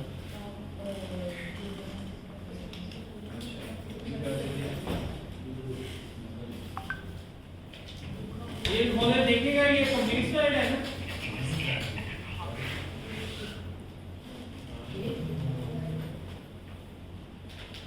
ये आपको प्रोडक्ट रिसर्च से लेके सोर्सिंग तक की जितनी भी चीजें सारी स्लाइड्स में आपको शेयर करेंगे। इसमें कहीं कंफ्यूजन आया अब आपने इसको देखना है, और ये मैं अगर आपको डे फर्स्ट कर देता तो आपने कंफ्यूज हो जाना। ये अब आपने चीजें सारी पढ़ ली नहीं है, और आपको इस पे अगर आप इसको दोबारा इन्वेस्टिगेट करते हैं तो आपको कोई मसला नहीं आएगा, कंफ्यूजन नहीं होगी। क्लियर है? ओके है? Yes sir. कोई मसला, कोई परेशानी? कुछ भी होगा मैं नहीं हूँ, आप मैं नहीं कोई क्वेश्चन? सब क्लियर है? आपके